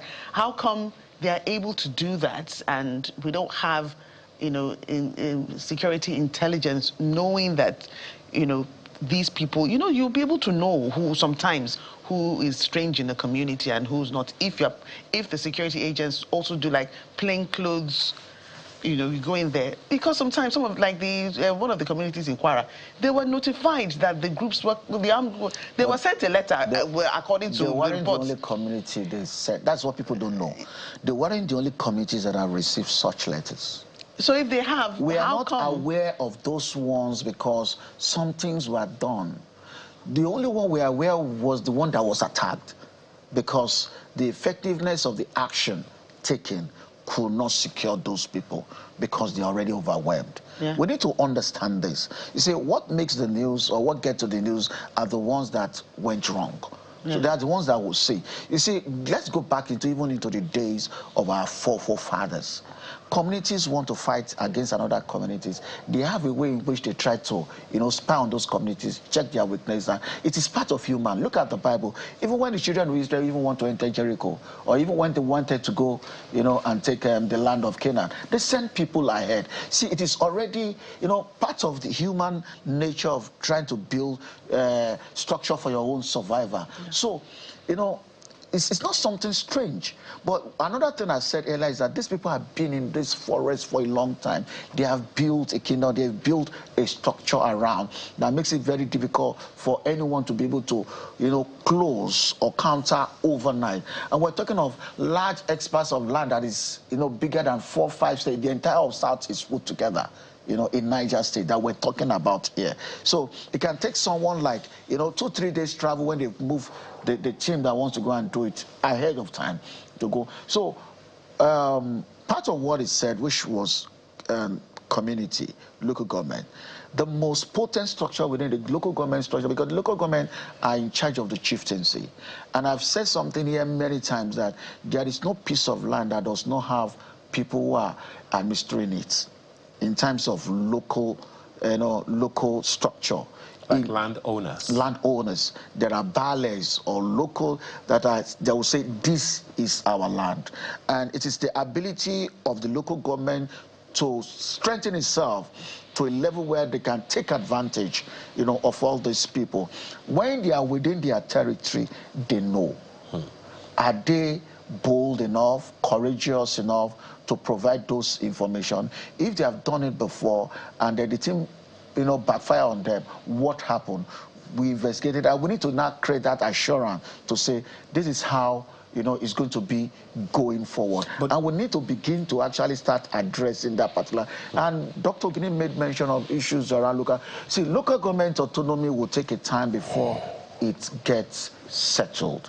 And I think we are gradually moving there. Because just as he said, and you have also spoken to, we're not talking about data here. We're talking about people's lives. We're talking about destinies of people. We're talking about children. Local government autonomy that we're talking about is just about the finances. Local government have been running the local government. It's just the area of their own finances. It is in that area of finances that, if they are not, for instance, able to finance their own security architecture, what do? So this now takes us back to the state police. And see, I'm an apostle of state police. And I've always tried to tell people that... Sorry, before we get to that, because you know that may take like a year or two, this whole conversation around financial autonomy for local governments, administrative autonomy for local governments, is so that they can be able to get some things done all by themselves.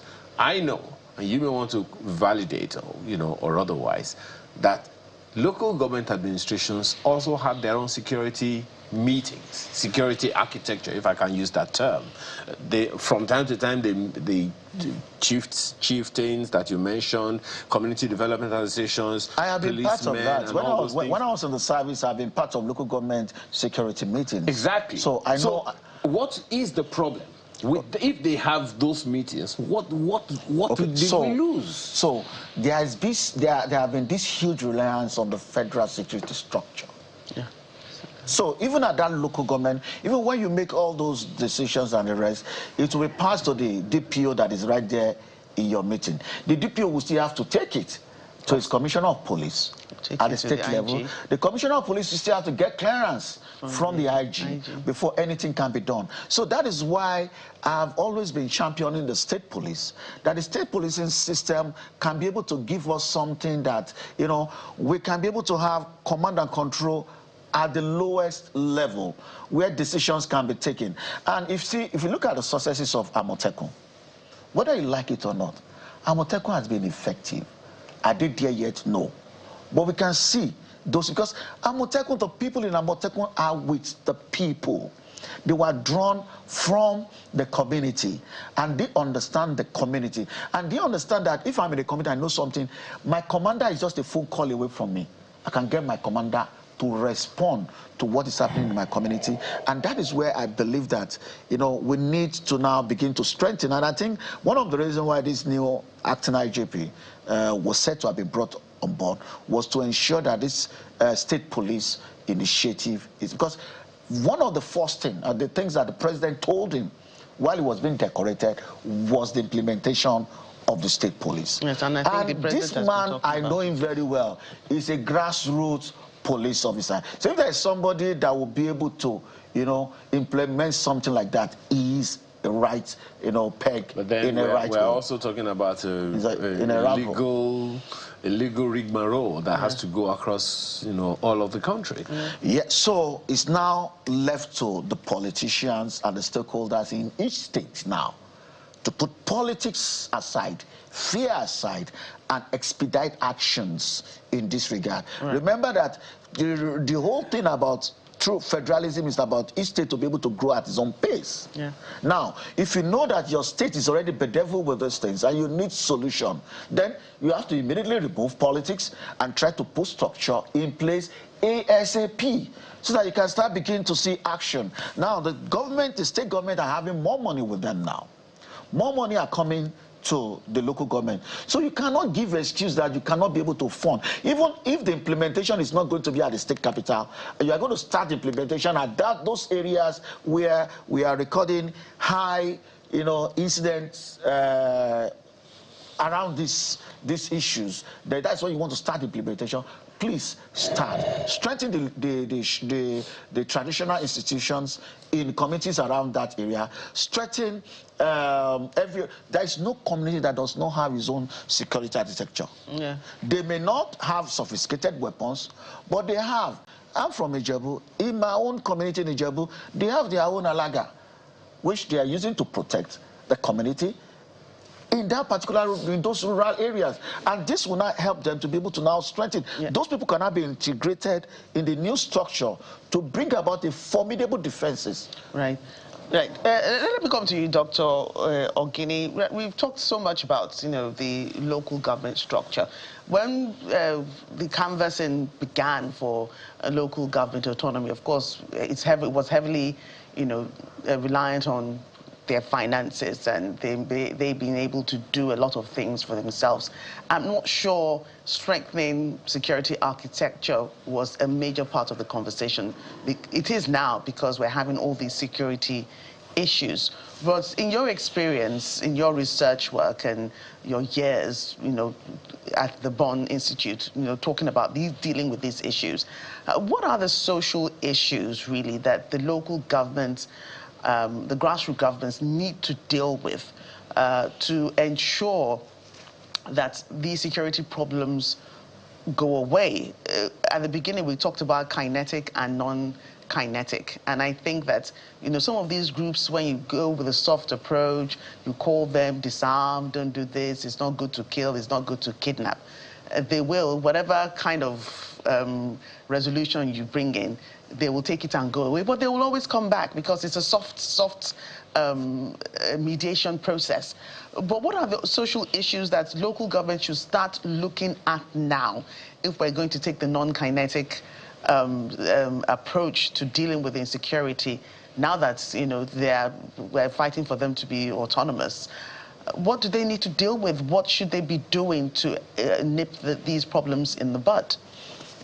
Thank you very much. You know, you tied my hand. I wanted to a little bit slightly disagree with the question or the response that, yeah, DSS are doing very well, but that does not mean there are many places where there are response where community. I can still tell you like 5 or 7 large communities that have received threats in the last few weeks that there have not been any response. So, and there has not been even state response there. So, we should not too overemphasize that we are that 100% effective. We have to be reflective and a bit critical also that even if we say some are not in the news, even those that are not in the news, we have many of them that are not successful. They are not in the news because the bigger thing has not happened. So I think we have to take this a little bit with a caution and to be reflective because it involved the lives of people. When I go place, I was in Tangaza last 2 weeks. When I was talking to people, people were coming, they were still looking for their families. They were looking for, they were waiting for military to come so that they can search and look for people that were killed.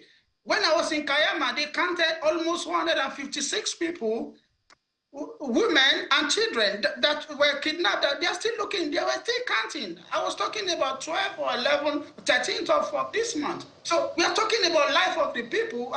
We have to a little bit be cautious so that we can also see that it's not that the response is effective. Go to Bagudu. Bagudu local government in Kebbi State. I was there last 2 weeks. There are many communities that have received threats. If you go to Bagudu and you are moving towards the Benin border, you know you have to cross to Benin before you go to Niger State from that forest. I'm happy that you know the forested area. So these communities have been receiving threats through the sermon messages from Mahmudawa that if you don't adhere to us, we are coming for you. There are a lot of them like that. So this is not the point that we are that effective. We have to really be serious. Then going to your question, thank you for that. I want to mention that even the non-state armed group, they are using non-kinetic approach in many times. It is their non-kinetic approach that enable them to infiltrate the community. They don't come straight away and attack. They come to say, we want to protect you, release your vigilante, we are not coming here to fight you.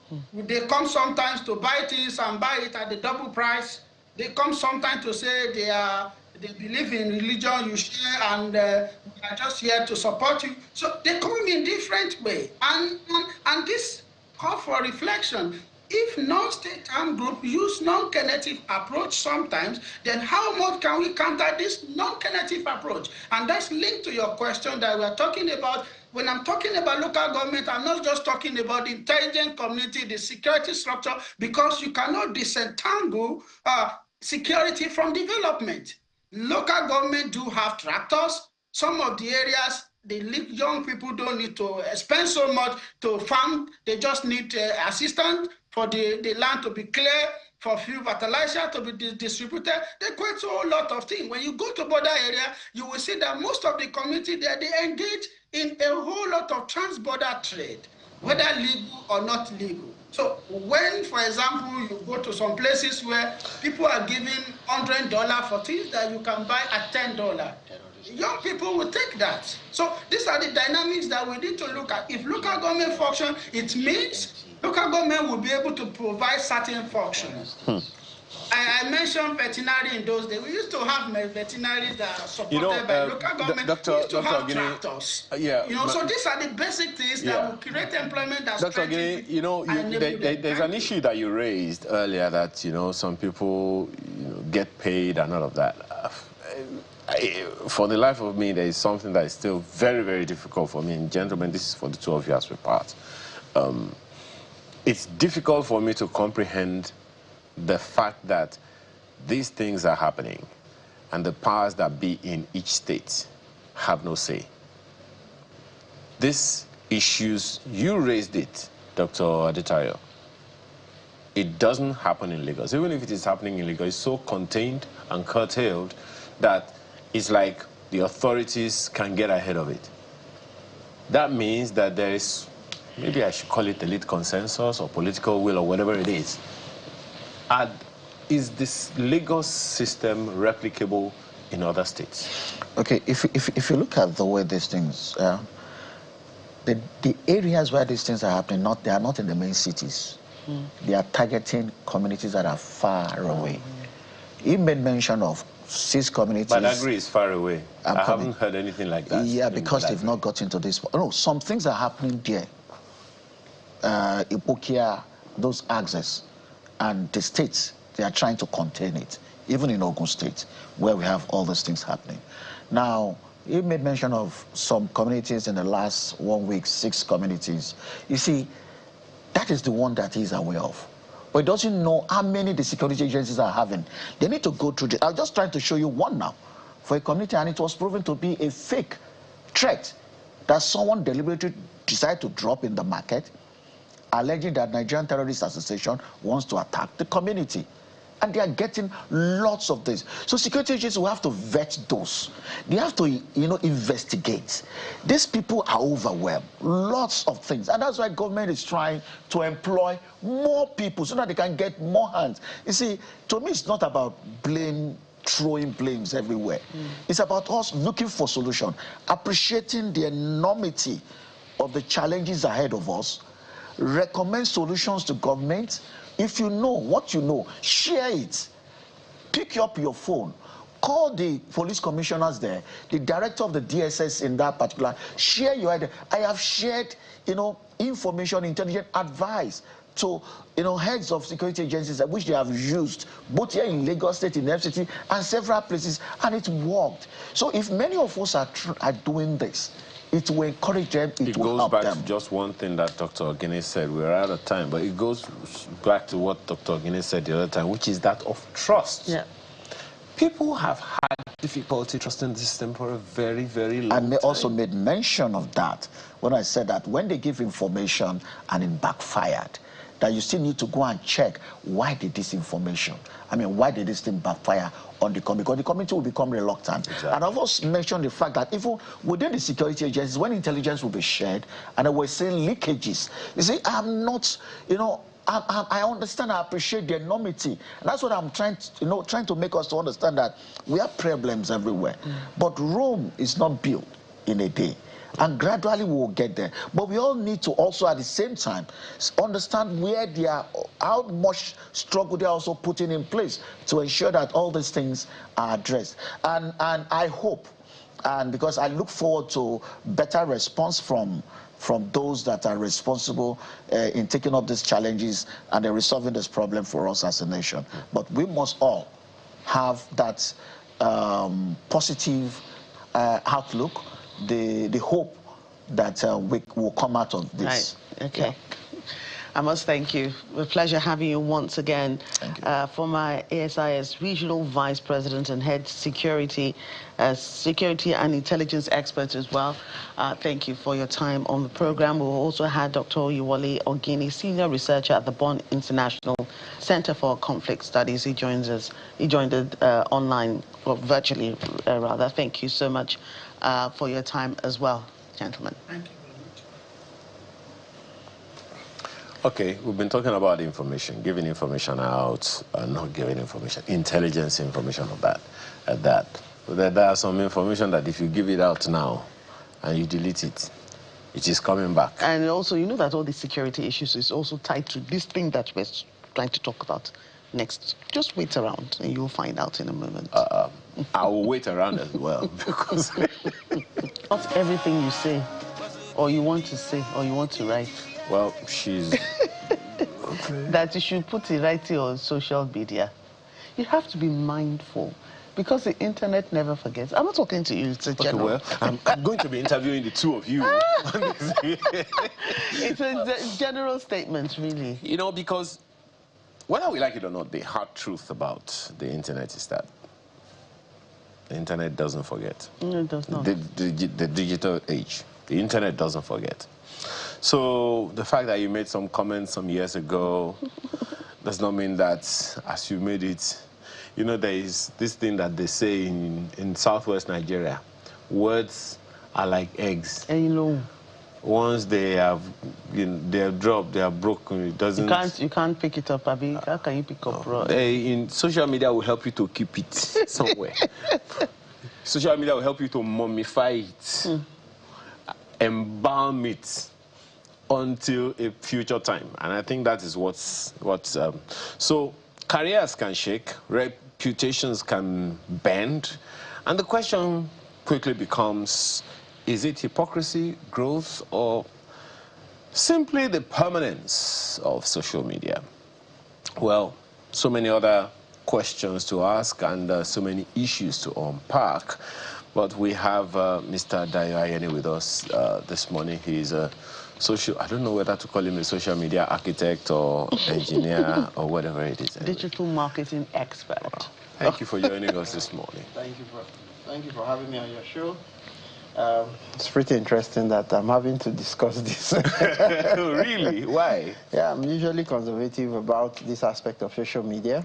Okay. I've done this extensively now for 17 years. Wow. So we pioneered a lot of things. You know, these days when I go around, I see some of my old team members, former staff, are now head of digital, head of marketing, and fast-moving consumer goods company all around, and I say, remember when we started this thing? So I know people don't, so when the noise go around that the things you put online cannot be forgotten. Yeah. It seems they don't realize until you get to that point where you are famous. Yeah. You're trying to now make some corrections. You know, I deal with a lot of HNIs, and when I mean HNIs, to the highest level in Nigeria. At the point we worked with the presidency to ensure that a particular government where you don't even see anything negative about a specific person, because you would have said certain things and you think the buzz of the air have forgotten, but it will always come back to you.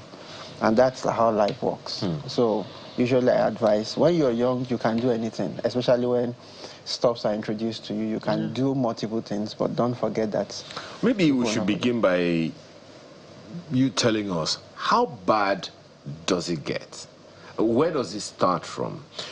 I do know, like you said, that some people, when they are starting, they want to become famous.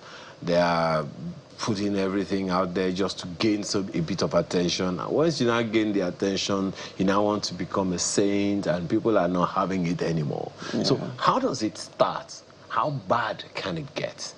Okay, so I've had to deal with people who want to become even ministers in Nigeria, and for the things they've said before, or written, or publications about them, or things they've done, maybe tweets, have now become issues that's almost standing at the door. That's not going to help them get into where they want to get into. People want to become governors. So usually it gets very bad to the point where some people cannot even get a job. Wow. Because of the things they've written. So for example, we also have a recruitment side of the agency where we hire for organizations. We have to do background check about you. How extreme can you go? I've met someone who was going to date a lady, was excited until we saw that the lady did set a ring light and told a story about one old guy who tried to date her and all of that.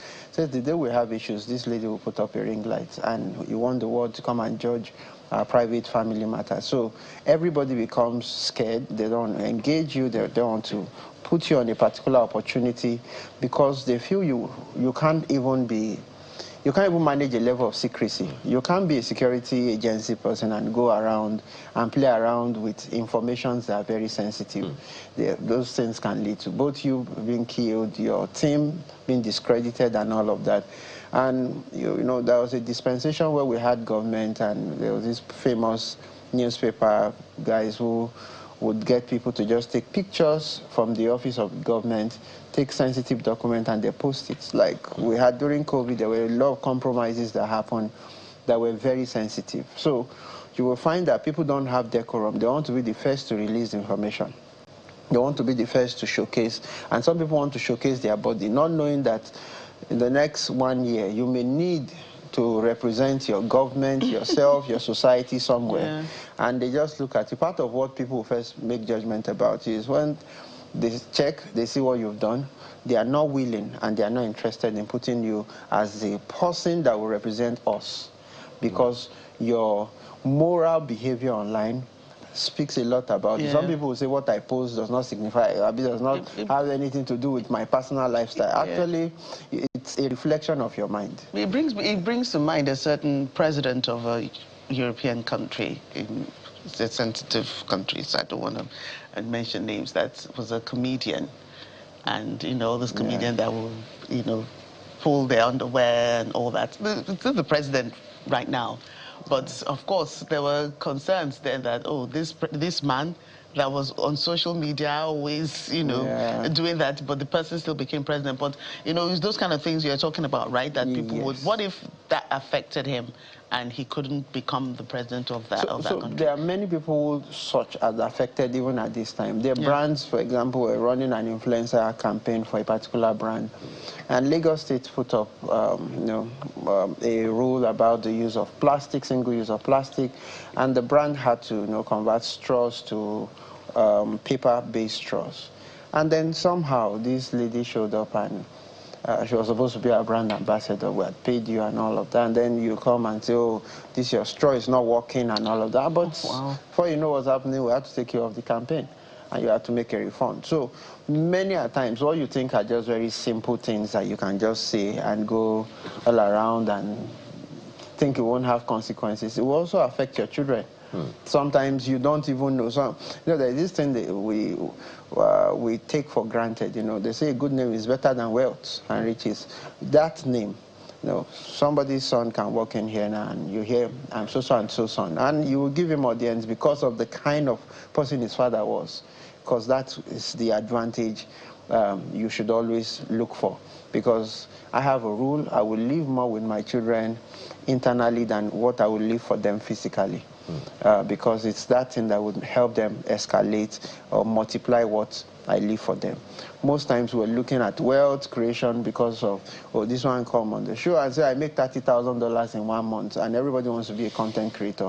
What kind of content are you creating? Yeah, but some people, I've heard, you know, create this controversy around them purposefully to gain traction and to gain followership, even though they know that there may cause consequences and all that. So, you know, how is that social media etiquette? So there are content that are advocacy driven, and there are some that are just for crowd generation. Most times people don't understand that streaming line. You know, there's a famous controversial guy online who had been there, who had done pornography before, who had done all of that, and now calls everybody out at will, and because he has the audience, people will listen and they will support and all of that. That's one way. We also have non-profit organizations who are holding government accountable, who will go bring out data, show people, you budgeted this amount, this is what you've done and all of that. You can still do advocacy without certain kind of lifestyle.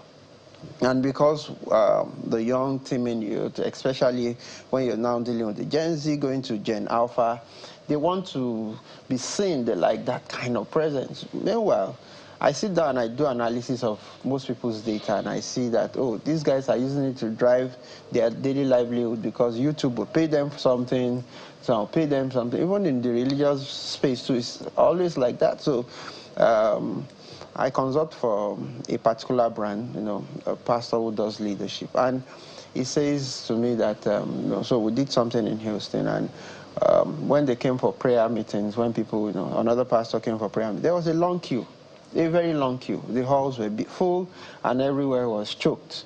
But when it came to leadership development, we only had maybe about 200 people in the hall. And I said, what's going on here? So the kind of things that drives us in this culture, the kind of things we're interested in, are very interesting things that you ask yourself, so how does this bring value to the society? You talk about education, you talk about exposure, you talk about healthcare. You can give out solid information about healthcare without being nasty or being sarcastic about it or being naked about it. It leads to this question, Mr. Ayeni, about the culture of, should I say, disrespect? I don't know a better word to use, because some people just give it to them as it is hot. Yeah, you know, exactly. Just say it the way it comes.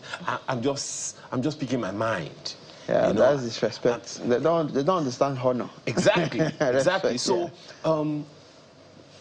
what culture did we do? Because I can't, for the life of me, Thank God my dad is late. Because there are some things. Thanking God that your dad I'm telling you, I can't imagine saying some things, knowing that my dad will hear you. Is nearby. He's nearby, yes. Or can read that thing. You, first of all, whose son are you? So if those things aren't playing out anymore, is it a function of culture? Is it a function of, we're looking at this from a family, a lifestyle, perspective, Mr. Eni. So what is it that leads people into that kind of lifestyle of disregard for honor, just as you said, or even so the first primary driver is, so I have kids. My son is a teenager, and my daughter is close around that age. And I've noticed that there's a missing gap in parenting. I grew up in a moderately okay home, let's say above the line home. My dad had all the cars and all of that, but there was still discipline. There was still regulation. You know when to eat, you know when to sleep, and all of that. Many a times we've left that generation where there is control, where we feel, oh, we're putting too much on these kids. We're using devices as a substitute for parenting. We're using non-availability as parents. We then have helps. We have all of that. We had helps growing up. But that doesn't mean that on Sunday you won't go and pound yam. There is nothing the help is doing in the kitchen. You pound. I cook. I do everything at home. And I would do all the domestic work. Everybody had the portion of where you must sweep before you go to school in the morning. Those were normal discipline. So it helps you build routine. It helps you build honor. It helps you build decorum. Elders cannot be speaking and then you then say, well, I have an idea. You keep quiet. I have an idea. So sometimes we then say, oh, we want them to speak up. Yes, I allow my kids to speak up. My children ask me questions, very interesting questions that sometimes I'm wondering, okay, some I have to behave myself. I'm responsible about it. But there is that gap where you then make the child understand that the culture, we're not in another country. I've lived my life in the United States for a while, so I've seen things. I did some schooling in Harvard. I've done stuff. So I've seen exposure. I've seen conversations. I've been to Lagos Business School too, but in Harvard, you can wear T-shirts to class sometimes. But if you go for executive classes, you have to dress in a particular way because other executives are in that class. If you go to Lagos Business School, you have to dress fully kitted. So people don't understand that there is always that respect, that you accord yourself. The way you're being perceived comes with several things. There's also the place where you're speaking your mind at your own detriment. So they look at you, no problem, but you will not be in this room next time again. So the opportunities that are supposed to be accrued to you will not come there. Somebody that is supposed to speak for you, especially your biggest opportunity in life, will come with somebody speaking for you in a room you would never belong to. So somehow they want to make a decision about maybe who will become the next commissioner in your state. You won't be in that room. The governor and his team and the politics will go on and they say, oh, we nominate you, Joker, to become the commissioner for communication. You won't be in that room. Which state, please? Okay, so let me ask you this now. The issue we are looking at is old posts, or what will become old posts. On the side, I've wondered, when some ladies people see online these days, when they become grandmas, what are they going to show to their, But anyway, all of that is that. I think we're running out of time. But we're still going on the path. So for old posts that that is come out, when it resurfaces, what are we judging? Are we judging the person as they were then, or as they are now, or has the bridge been broken? The two of them are now one. So my biggest skill in digital marketing is reputation management and control. Right. And I work with the richest people in this country, and then a bit of politicians. Nothing is called old posts. Oh, wow. The way you're being viewed. So we had a project. I'll tell you, like, open projects, things that I can give you reference to. Sometime in 2014, there was an election, and somewhere in a particular state in the east, A young man was caught with a lot of voters' cards and all of that. It was on the floor and the pictures were taken and everything landed on Naira land. And the same guy wants to become a senator now. Wow. So you can imagine how much he's struggling to justify that was not that kind of person. So who would believe that you will be honest? Who would see you? There are some people that you cannot wipe out. Orubebe is one of them. Exactly. There is no way he can clear himself of some sort of conversation. So you would see that the things you think you're just doing that are just mere stuff now, your children will come. The older you get, the more conservative your life generally becomes. But excuse me. Okay. You know, when we were talking about the Electoral Act controversy and you know, one of the transmission? No, just generally the politics and the Electoral Act, and you know, one of our guests said, you know, it's the people, that people will vote for you to represent you, and you must really act and you know do good by them. But what we're forgetting is that it's the political parties that will produce the people, those who the people would vote for. You know, whereas the people, a lot of people don't have that choice because it's the same politicians that will form delegates that will do this, that will choose. So I'm thinking, no more delegates. No, so well, so I'm thinking now, going back to the real life picture that you have just painted of that person that wants to become a senator and is struggling to make his reputation right. But you'll find out that he will still become that senator. So because it's the same, nobody will be able to do anything about it. So I will not deny the fact that the person can still become a senator, but you will work harder than the person who didn't have those kind of records. Right? If you're once tagged a thief, for you to wash yourself clean in this society, you have to do... And now work in the treasury. Exactly.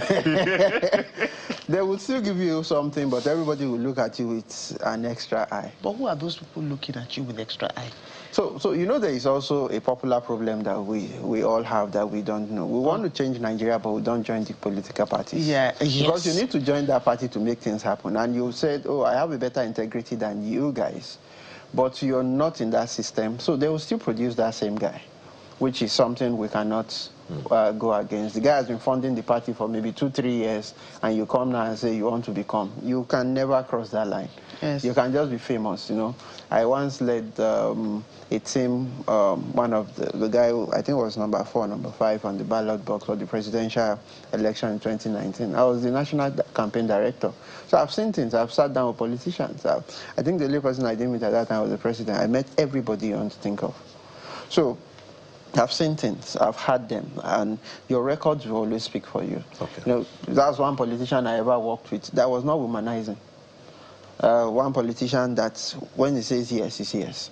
But because he didn't understand the antics of how Nigerian politics works, of maybe you're doing envelope-based stuff, it became a problem for us. And it was, you know, he was trying to do it the right way, where we assumed it's done in the Western world. In Nigeria, there are certain things that stomach infrastructure is still stomach infrastructure. The poverty is there, and that's why, you know, the earlier conversation you're having about terrorism and all of that will still happen. I grew up in the North, so I understand what happened. I was going to say that your name doesn't correlate with how you look out. No, in Kaduna, during the riots, we were jumping dead bodies. I was seeing pigs eat dead bodies where we were. So I've seen things, and I know what triggers these things. Okay. Now, let's go to the family. I think you had referenced it earlier. You've said that some parents outsource, interesting choice of words, outsource the availability to technology. Yeah. Now, those children are going to grow up hugging their devices like their lives depend on it. So what are the safeguards that the young adults, teenagers, 20-something-year-olds who are looking for some relevance should be building for themselves? What are the kind of safeguards that parents right now should raise their children with so that they can actually leave the kind of legacy you're trying to leave for your children, which is more intangible but substantive you know, inheritance than the money and all of those so fantastic. So I like that kind of question. My son does not have a phone currently. Not because he doesn't know how to use a phone, but it's going to be a distraction to him for the kind of life I want him to have. Now, discipline that you learn before you're 15 in your life would help you grow and stay longer than any other thing. I left home at 16 for the university, went to look for admission and all of that. Those disciplines that my parents taught me were the things that kept me through the process. I remember at 17 thereabout, some guy I was following all around said we should join a court. And I said I can't because, you know, I just can't, because I knew where I was going. I just thought of it. There was a time there was a shooting, you know, the school I attended in the north, and they killed the students. A couple of people arrested, and it's not like the days of social media now where your parents can have phones, they can just carry their phone and call you. My dad was saying it at home, my son cannot be inside that car. He's so sure that he knew what he had trained me for. Now, those trainings are difficult. Boring is good for children. Let there be sometimes that they say they feel bored. For example, you don't use device in my house till it's Friday. So on Friday, you're looking forward to it. It helps you build a discipline. My son plays 20 minutes of PS5. If he had done his assignments and had performed well during the week, because the school in the United States, so there is actually the assessment for the week. If you have a C, it doesn't even bother to come and meet us that day I want to get my PS. It's not thinking about, because it's a discipline. He understands that he has access to technology. Even in school, some of the things we first struggled with was that, you know, because they use a lot of laptops and desktop and all of that, he finishes his stuff very fast, then switch to a gaming site. When the report came, he understood that this is going to earn me more penalties at home. So he no longer does that now. I said, go over your work 2-3 times. His performance jumped from having 79 and now he started having 90-something. He understood that this time. So it's a culture. You would hear kids say things, and you're looking at your future. When, okay, so I choose that 21 or something, I want to become XYZ in my life. Decide now the kind of content you start consuming, because that is what will come out of you in your nearest future. I won't be seated here if I was a riff rat on the street, if I was not having something. I'd done 43 certifications in my field. So I had spent time. The day I lost my dad, I remember that night I couldn't sleep. I was struggling. I did 6 certifications that night because that was how I could channel that energy.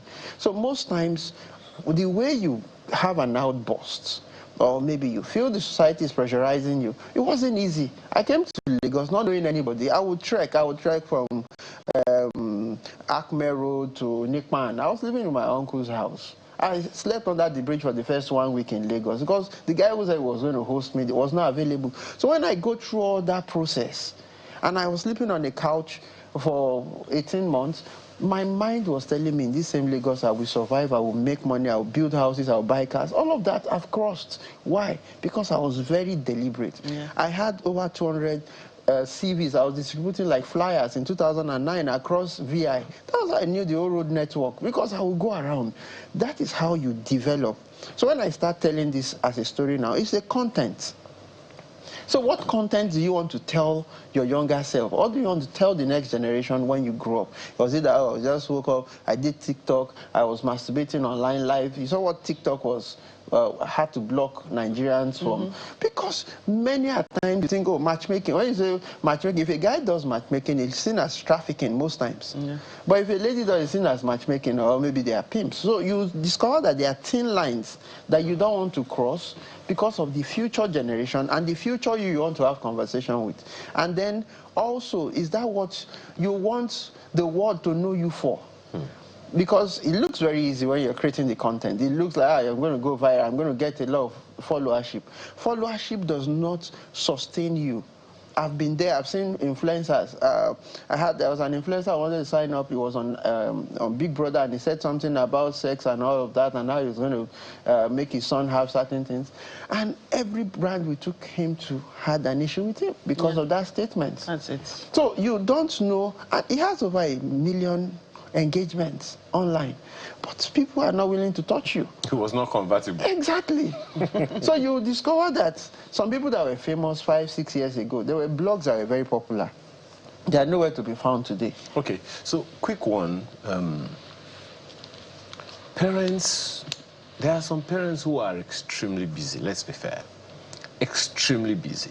At the same time, they know the dangers and are trying to avoid it of having house staff with their children. And I mean, I'm not talking about upland. Some are that conservative, that fearful, so to speak. So that's why they probably give devices to the children as a result. For those parents, because the parenting parameters have changed a lot. Yeah, obviously. So what do those parents do? What would you advise them to do? So understand technology. For example, my son's tab or my daughter's tab, there's a particular time it can be enabled. If you carry it, it's a normal Amazon tab. You cannot use it. Even the laptop too has a regulated time where you can engage. Also, you then have to put a lot of parental controls, especially because they come in different batches. Yeah. So by the time your child becomes 10 or 11, the child is smarter than you. They just don't have enough ways to explore. So my son had an email that had parental control. He opened his own email. So it was just carelessness one day. I set up a meeting, let's meet online, and I saw a different email sent me a meeting link. That was how I knew I had a different email. So what I said there, that one was hindering him from doing certain things. Yes, because you were born yesterday, right? So you see, like I said, so it's not like they will not go out, but at least there is a guide. We're not expecting, I expect my child should be smarter, I should do more vices than I did during growing up, but I also expect that I also provide a framework for him to always come back to and be able to guide him about what he should consume. For example, they were in a class and they showed the gay stuff. My daughter didn't talk about it until maybe they were home for holidays, and then she just mentioned passively that, oh, one day my teacher was showing this. So I said, okay, I catch this. So sometimes you get deliberate. Parenting for the first 10, 15 years of your life is hard work because that's when you're building, you're forming this child. And except I'm also extremely busy. I sit on the team boards. I'm supposed to be in a board meeting today. As I'm speaking to you, I'm supposed to be on a board meeting. Thank you for coming. So I can tell you for free that I'm also busy. But you then create frameworks around the technology usage. Same way you create regulations. You brush your teeth every day. You must have something to say. If you can brush your teeth and also do your office work, you must also pay attention to the child you said you are raising. Because give yourself 20 years, 40 years down the line, you'll be old. Absolutely. That child will then be a representation of what you have put into the child. It's difficult, and there's no place parenting is easy. Sometimes they make me stay up, I struggle. We do movie nights, you see me snoring there, and they'll just laugh.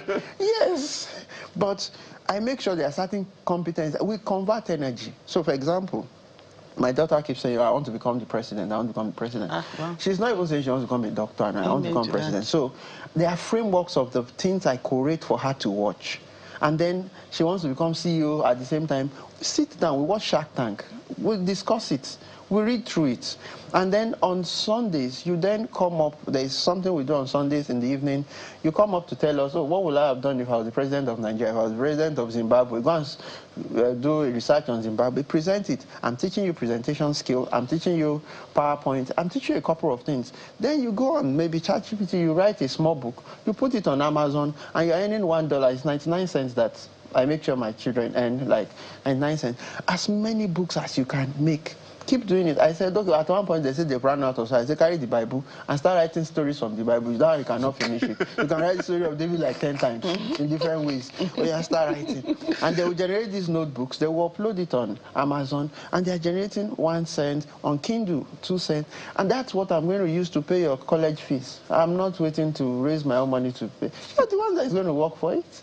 So they're being creative doing it. But it's difficult because having to ensure that they do it, my kids have short attention span. So Once it's 1 hour, Daddy, we're tired. Can I go and drink water? I'm coming. You too, you're feeling the unease, but you just have to.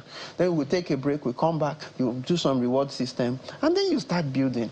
But if you can do that continuously for a while, after a period, this is not what you're going to do till you die. Yes, you built a culture. Like you my built daughter another announced that generation. she wanted to be a doctor. Now she's 11. And when you want to be a doctor, you have to change your study pattern from now. Exactly. They go to libraries on Thursdays to pick books. You read through the weekend. You know, this is a very, very interesting conversation. Yeah. And as interesting as it is, we're all parents here. Yeah. We can tell that it is difficult for parents to be able to, you know, sustain all of these conversations. The least we can do is play our part. Yeah, exactly. Right? But the important thing is to understand that every practice that will make sense, you need to build some etiquette around it. And that's what this whole conversation has been about. Thank you so much for your time this morning. Thank you very much. Thank you for having me. Digital media expert. We appreciate your time one more time. Thank you very much. Now, there is a technology that we use now to watch films.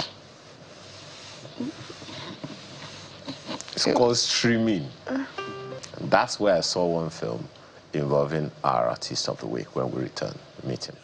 No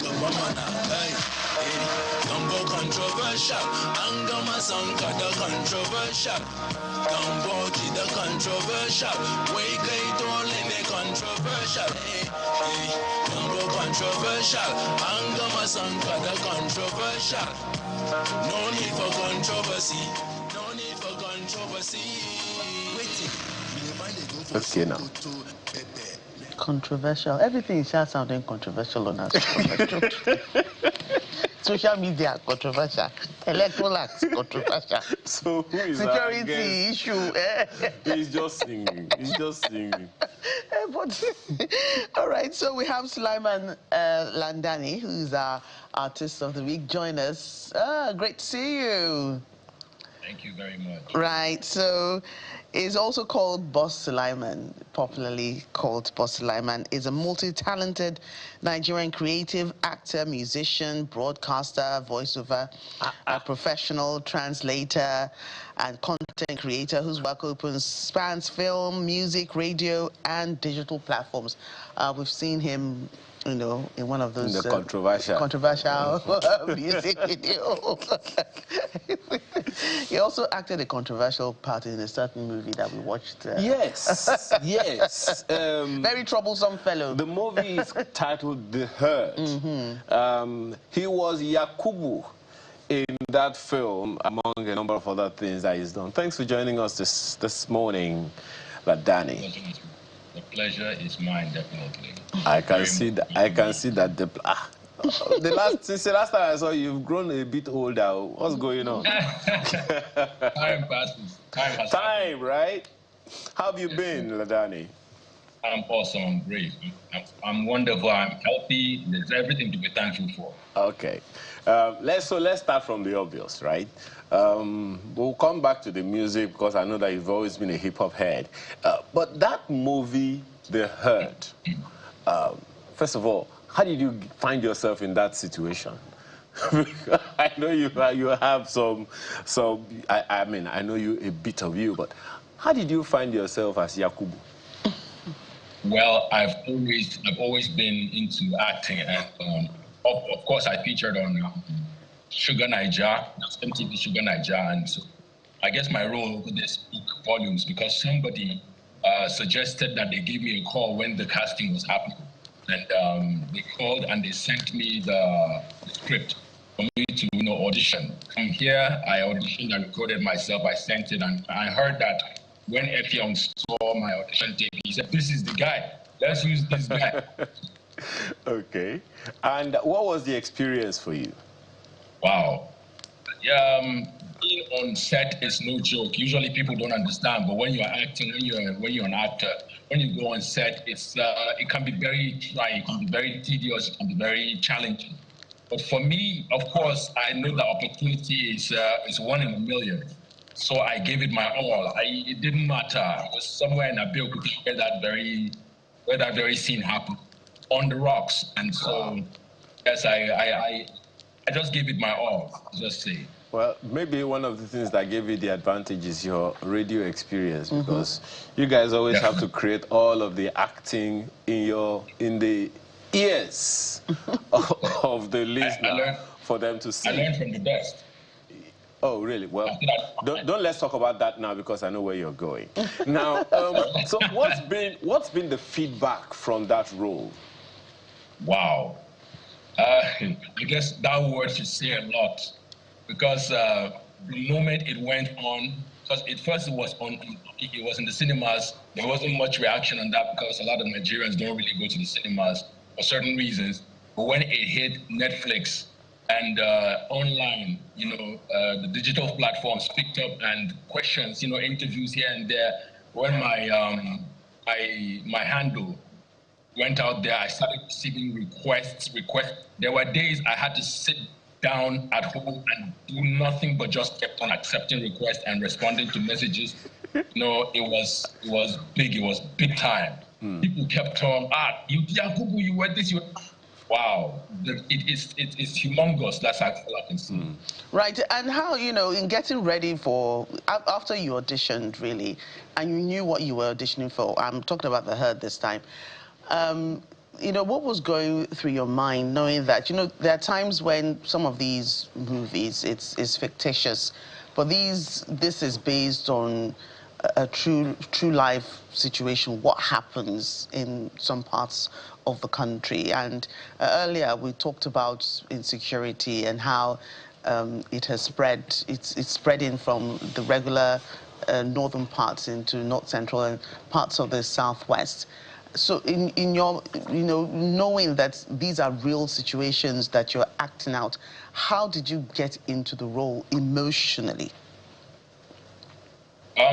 When I went through the script, I read the script, and when I found out the role I was playing, who my character was playing, I realized that if I make an impact, it was going to send more of the message to the people out there, and people are going to understand this is what happens when in such a situation. But of course, my character's role is to deal with the culprits that were actually, kidnapping people and, doing all that mischief. So I decided, of course, I had to sink into the character. I see a lot of movies, and just sinking into the character being Yakubu, it's just a normal thing for me. Just read, I think it's inbuilt. When I say it's inbuilt, I'm not trying to say that I am a terrorist or I've been there.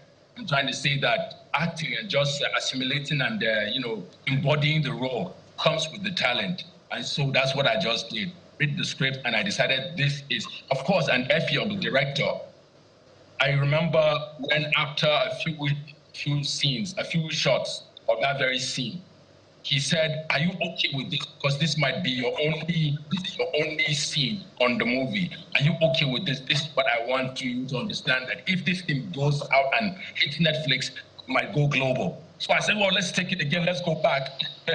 So yes, it's Efiong. I hope he's watching. I'd like to thank you very much for the opportunity, and of course for his directional skills. I heard that was his debut as a director, but he did a wonderful job. He spoke to me and told me, look, this is what we expect, and I just embodied the role. That's basically what it was. When one of the things that a number of people would remember about that role that you played, in fact, I remember one of the comments that I saw or read about that role is that it seemed like we were promoting the idea of kidnapping and all of that, but you are saying that it is to the contrary, that you think that the role that you played was to discourage it. Tell us a little about that. Maybe it will give some better perspective to people. When I say to discourage it, is because when you find yourself, there's going to be a sequel, and I pray that there's going to be something that will include this question that you have said. That's why I said I hope everyone is watching, because this question really makes a lot of sense. My opportunity over there was to actually just impact, let them know how terrible these people really are, and being a Fulani person, usually the word is herdsmen, and what you hear is Fulani herdsmen, Fulani herdsmen. There are other people who are actually herders out there. but Fulani. So my impact was to actually just to nail that draw very well so that people will actually understand that this is what happens when they find themselves in situations like that. And I'm like, once again, I'm hoping that the sequel is going to involve more of such roles so that I'll be able to really pass the message better. And the scriptwriters also, they need to do more work in passing that. And of course, the police officers, but they played a wonderful role because they did their own part, the investigation and everything. Just really took the message home for me, and I hope that people, got the message. What I find very interesting in that movie, having seen it, and particularly the fact that some of the things that you've also said now, is the fact that people need to appreciate that this whole herdsman thing, or this whole kidnapping ring of a thing, is not just about the criminals themselves. Sometimes that movie depicted that sometimes there is collusion of security operatives in there. Well, those who have not seen it, go look at it. But let's also talk about another wing of your life, which is music. Yeah. I know that my producers are still going to play that song, and I know that you've always had a hip-hop head. How is that going? Well, I would like to, Mr. Max. I've tried to let it go. I've tried, seriously, I've tried to let it go. I'm like, dude, you're getting older. Look at you, you're getting all gray and stuff like that. You got kids, you're a family man, But it wouldn't let me be. It just won't. I realized that talent is a spiritual thing. It's not a physical. It's not a physical thing. It's a spiritual thing. And so as you improve, in fact, the talent improves with you. And sometimes in the middle of the night, I'll wake up with ideas, with lines in my head. I will just say, okay, let me just type this down. Let me just write these 4 lines so that I don't forget them by morning. And before those 4 lines, before I finish writing them, 4 more lines come. And I realized that this thing just keeps getting worse. So I can't let it go. As it is not letting me go, I can't let it go also. So that's just why I'm still into music right now. Very interesting. So how far do you intend to take that part? Because I know that if you wanted to take it far over the years, you would have. So how far do you want to take it this time? I have been trying, but the one-man army does not really rock anymore because you need finance, you need people to come in. It's an organizational thing. The sponsors, the producers, the directors, everything has to come in play for one to happen. When you see one artist really making it big over there, there is a whole team behind them. Yeah. And let me just say that on the northern parts, they don't really see music as a good thing, and there's a lot of discouragement about music, and so not a lot of support over here. But back there in Lagos, wow, and I haven't got that recognition, that support yet. But if it does come, okay. If it doesn't, no problem. I'll keep on pushing until I'm 6 feet deep. As long as if I have the opportunity to bury me with a microphone, because wherever I'm going, I'm still an artist over there. Right, and what inspired you, to take up rap fusion? Now that you were trying so hard to get out of it, but it keeps pulling you back. What was your first inspiration to get into it? I found myself. I grew up. I realized that I'm a human being right here in Jos. As a kid, at the age of 7. Hip hop was already locking the whole place down, and everywhere in Jos has always been a musical atmosphere. And so as a kid, there's a lot of music, and I realized that growing up as an orphan, when my uncle's wife would beat the shit out of me, I would go and find myself a place to hide. And the last piece of music I heard would be the only melody in my head, and I would cry my eyes out to the point where I would use the melody, that song that I heard, to be crying. And so it became a part of me. And rap music is, I guess, because of the pain I was going through as a child. I heard rap music, and I took it as an opportunity to just express yourself with a lot of aggression. And it was just people just voicing out whatever comes to mind. And it has always been for me to just voice out whatever I was going through. And so rap music became part of me. It shows me, let me just say. I can sing, but rap music does it for me more. Interesting. So And maybe, well, you are someone to ask this question. A lot of Nigerian music out there, all over the world, portray certain languages more, particularly Yoruba. Even if it's an Igbo singer or an Efik singer, there's always one Yoruba or the other in it. But this one that you've done, and I find it exciting, that even there's this popular, this one song that is someone sang for the president, and the guy was using a lot of Yoruba, and it's gone viral already. But now that you're singing with your language, and sincerely, I find it very, very exciting, very interesting.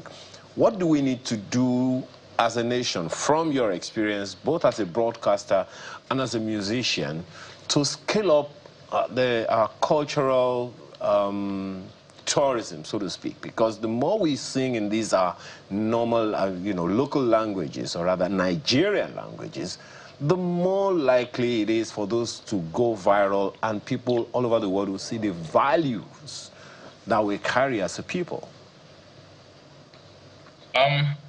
The way I see it, we are Africans. We already have our own mother tongue, and fortunately, I can say fortunately, the lingua franca generally in Nigeria is English. We use English to communicate, to connect with other people who don't understand our language. You're Yoruba, I am Hausa. We cannot communicate. You can't communicate with me via your own language. The same, vice versa, but with English. But with us being Africans, the world will not respect us if we only use English to communicate our artistic abilities. And so bilingual is the thing. I think it's extra creative for you to actually write something in your language and actually be able to rhyme with it, make vision with it, be on beat with it. It takes a lot. But if you are gifted, if you have the talent, if you have the opportunity, the first time I met Olamide, I told him when you remember we were at TBC together and Radio Continental together. When he came for an interview, I was hosting the show, Niger Fiesta. When he got there, I told him, dude, this is a song, that's Eniduro. I told him this is an amazing piece. Please keep it. Don't try and go English, because a lot of people are going to keep on telling you, why are you going, why are you going your language? Why not go English straightforward, so that the international community will recognize you? I think we already have what it takes. We cannot communicate. We cannot compete with Americans when it comes to rapping in English. It is their own. We got it from them. We cannot compete with them. The best thing we can do is to communicate with our own. And you and I know that doing something, just like you said, in Yoruba, the guy that did something for the president using Yoruba, you know that it sounds much better than somebody doing just English. I don't have any squams or any beef with anybody doing just English, but I think it's extraordinary for you to use your own mother tongue. Absolutely. Lace out there and really communicate. Certainly. Absolutely. Oh, absolutely. Fantastic. Thank you so much for joining us this morning. Don't worry, I'm not going to ask you what next, because I know what's next.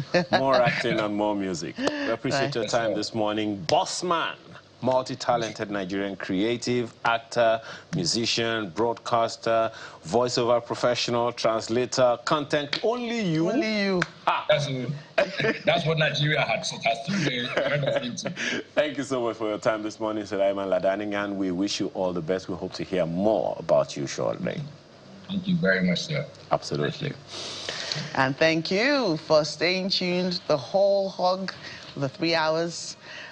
Have a pleasant weekend ahead. I'm Joke Rogers. And I'm Ayo Makinde. Be yourself, no matter what they say.